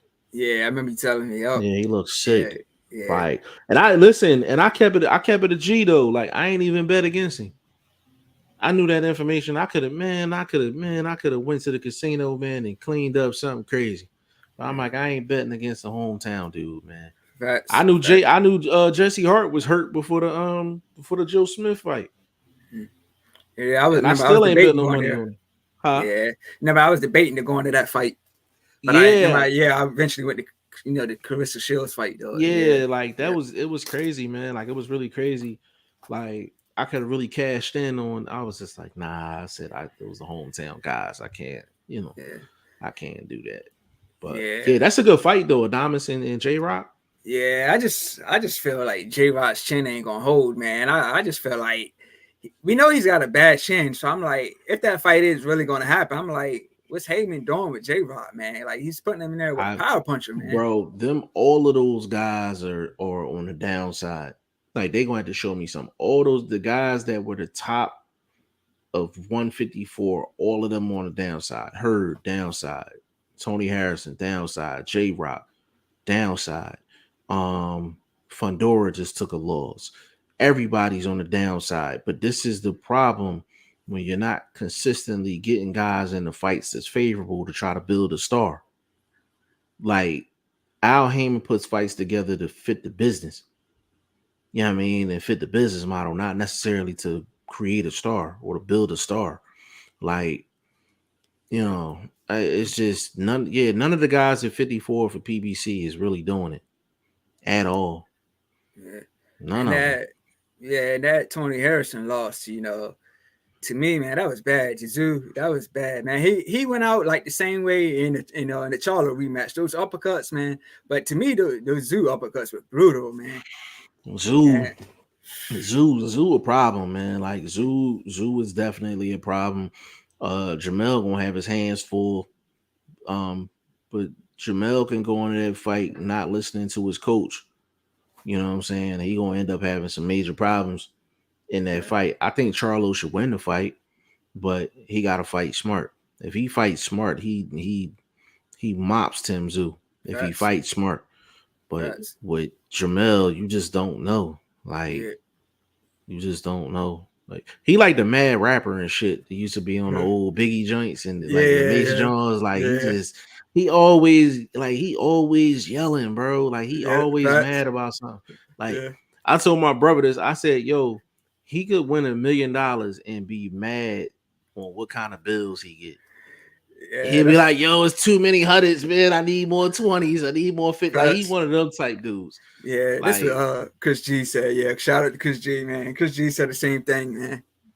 he angry as hell, boy. Like Yeah, I facts. like Yeah, it's yo, the way he be acting. Remember remember remember the big dude in State Property when he came out the poppy store with the hoagie and they put yeah, onions on his joint. He's like, I told him I ain't yeah, want yeah, no onions on yeah, this shit. yeah. Like that's Charlo. Like Yeah, you know what I'm facts. saying? Yeah, facts. Straight Yeah, up, man. Like it's facts. Charlo a funny dude, man, for sure. Yeah, yeah, but yeah, as far as Maul, man, like I said, man, I don't know. Like after watching that interview, man, I didn't watch it all, but I don't know if he's gonna be making return to the ring, next month. I'm a send it to Shane just because he said I'm not gonna send it to Yeah, him. yeah, I'm sending. But Yeah, I'm sending it to you anyway. yeah, you Yeah, sent it to him too, but I'm gonna yeah, send I'm it to sending. him Yeah, on purpose. all right. But no, I gotta actually check that drawing out myself. I Yeah, seen like still pics of him yeah, in the interview, but I yeah, didn't actually watch it. But I'm telling you, these like fighters mentally are so just hit or miss. Like it's you got to have a certain mindset to be a fighter, but it takes the slightest thing to affect them long term. Like they got the hardest personality, but it's like the slightest thing can trigger them off. You know what I mean? Like yeah, so, I don't know what he's going through, but he yeah. might be going through the fact that he can't fight. Yeah. Yeah, but like to see him crying, man. I mean, I know we seen Mel cry after the loss to Harrison, So Yeah, he both was guys, pissed off seeing about both, that. yeah. So we've seen both guys cry now, but like Maul, man, it looked like he was going through something, man. So like I said, I'm not sure if he's gonna return to the ring, next month. Yeah, but And the thing is, bro, like if he's in that emotional state and he done been out 2+ years, how much more time do you need? How much more yeah, time do you take? facts, Like, you know what I'm saying? Like, so yeah, it's really getting down to the bottom of like what's going on with him. Cause I'm like, if he's mentally not there, then I kind of don't even want to see him fight. facts, But them facts. guys are them guys are they don't act hungry. Like Mel acts hungry. Yeah, I Like agree. Mel acts hungry. Like Maul doesn't act hungry. Like he's kind of like content. Yeah, and Mel proved that, man. He got 4 belts, so he proved that. Yeah. And Yeah, he if he proved that. fights Zoo, and he was scheduled to fight Zoo, So so Mel about that smoke. facts, Mel about that smoke. Win or lose, he about that action. facts. Maul, you can't really say the same thing. Even when Maul was fighting before the layoff, Korobov fight, Derevianchenko was kind of like, like you know what I'm saying. But it was Yeah, years ago. It was yeah, years ago. Like, yeah. I don't know, Yeah, bro. yeah, and so the last one thing I want to get into, man, the dude got a funny name. I can't say his name. I know when me and you Ohio's like we talked about him. The dude that stopped Antoine Douglas. They said Mike Tyson, Mike Tyson. He Oh went to jail yeah, on some serious charges. yeah. Damn, I Kirk forgot his Kirkside. name, bro. I don't know how you say it, man. It's got a like. Yeah. Well, anyway, he's out and he announced he's trying to make a comeback. But the thing is, he just turned 44, so I don't think he don't Nah, have no time on the nah. side at He got all. about. He got about maybe he may not make it past his like first fight back. He might be Yeah, one and done. He might be yeah, one and done. I've never seen anybody come off a stint and then and just at that age yeah, facts, and facts, really start putting in work, man. I think he gets one fight, one payday, and you might just see him going. Might be a Lamont Peterson situation. facts. Might be a Yeah, Lamont situation. Even if he wins. He ain't gonna have It might just be a one and done. Because fat, who's gonna invest in him? fats too. Who's gonna Yeah, invest in him? Like, too you know what I old. mean? And who's gonna want to fight him? Fats. Yeah, so like Like, if he didn't do that stint, man, I would definitely think he could have went somewhere, you know, with that nice KO over Douglas. But yeah, at 44, man, he ain't got much time. I don't, yeah, man. this is not Creed 2. You know what I'm Facts. saying? This is not Creed 2. You is Yeah, not coming dude. out of jail and getting the title Yeah, shot. facts, bro. Like, straight Facts, up. You facts. know what I mean? That's a fact, Yeah, bro. yeah. That's a So fact. yeah, it's my guy Johnny Bass. So I'm not sure what that means, man. I don't know, neither. Big shout out to Johnny Yeah, Bass. yeah. Yeah, man, we'll close this out, man. Like I said, man, appreciate, you know, having you on. Appreciate having Shane on. You know, 2 hours and 35 minutes strong. You know, That's another long one. Another long joint. Yeah. I didn't expect it. I didn't expect to go this long, but Saturday, like I said, Canelo, John Ryder. It's possible I may cover it. I'll Like jump I said, on with you. I'll jump yeah. on with you. Kind of late, like we did the other drink, like the Okay. tank joint. I'll jump in with you. Just keep me posted. You know what I mean? Definitely Right. jump on that. Are they showing that in the States? Like, I just know it's gonna be on the zone, and I know it's in Canelo's backyard, but it is gonna be on the zone. I gotta find a plug. Yeah, I gotta find a plug. I am not paying for Canelo and John right. Ryder. Facts. I support the sport, but I'm not supporting that. Facts. Facts. Mm-mm. Yeah. So like I said, man, definitely gonna probably gonna cover that. And like I said, man, behind the scenes working, you know, just still trying to get some interviews, had some names, but like I said, man, I don't want to say it on camera because I want to wait till I get it before I actually say it on camera. So man, just gonna work behind the scenes, man, keep, you know, try to keep getting these interviews, man. So everybody, man, you know, stay tuned, man. Your boy working. Yes, sir. Yes, sir. All right, man. One of the best in the business, man, for sure, man. Tap in with him. Subscribe to the channel, man. Check all his previous interviews out too. You know what I'm saying? Like, definitely check his previous interviews out, previous podcasts, all that. I mean, my bro done came a long way. Continuing to build, man, for sure. I appreciate it, man. G5GF TV, man. One of the hottest podcasts out there, man. Subscribe to my guy's channel, man. Like, in this corner, man. Episode 19, man. Appreciate everybody tuning in, rocking with us, man. We'll see y'all again soon. All right. Appreciate you, bro. All right. Peace.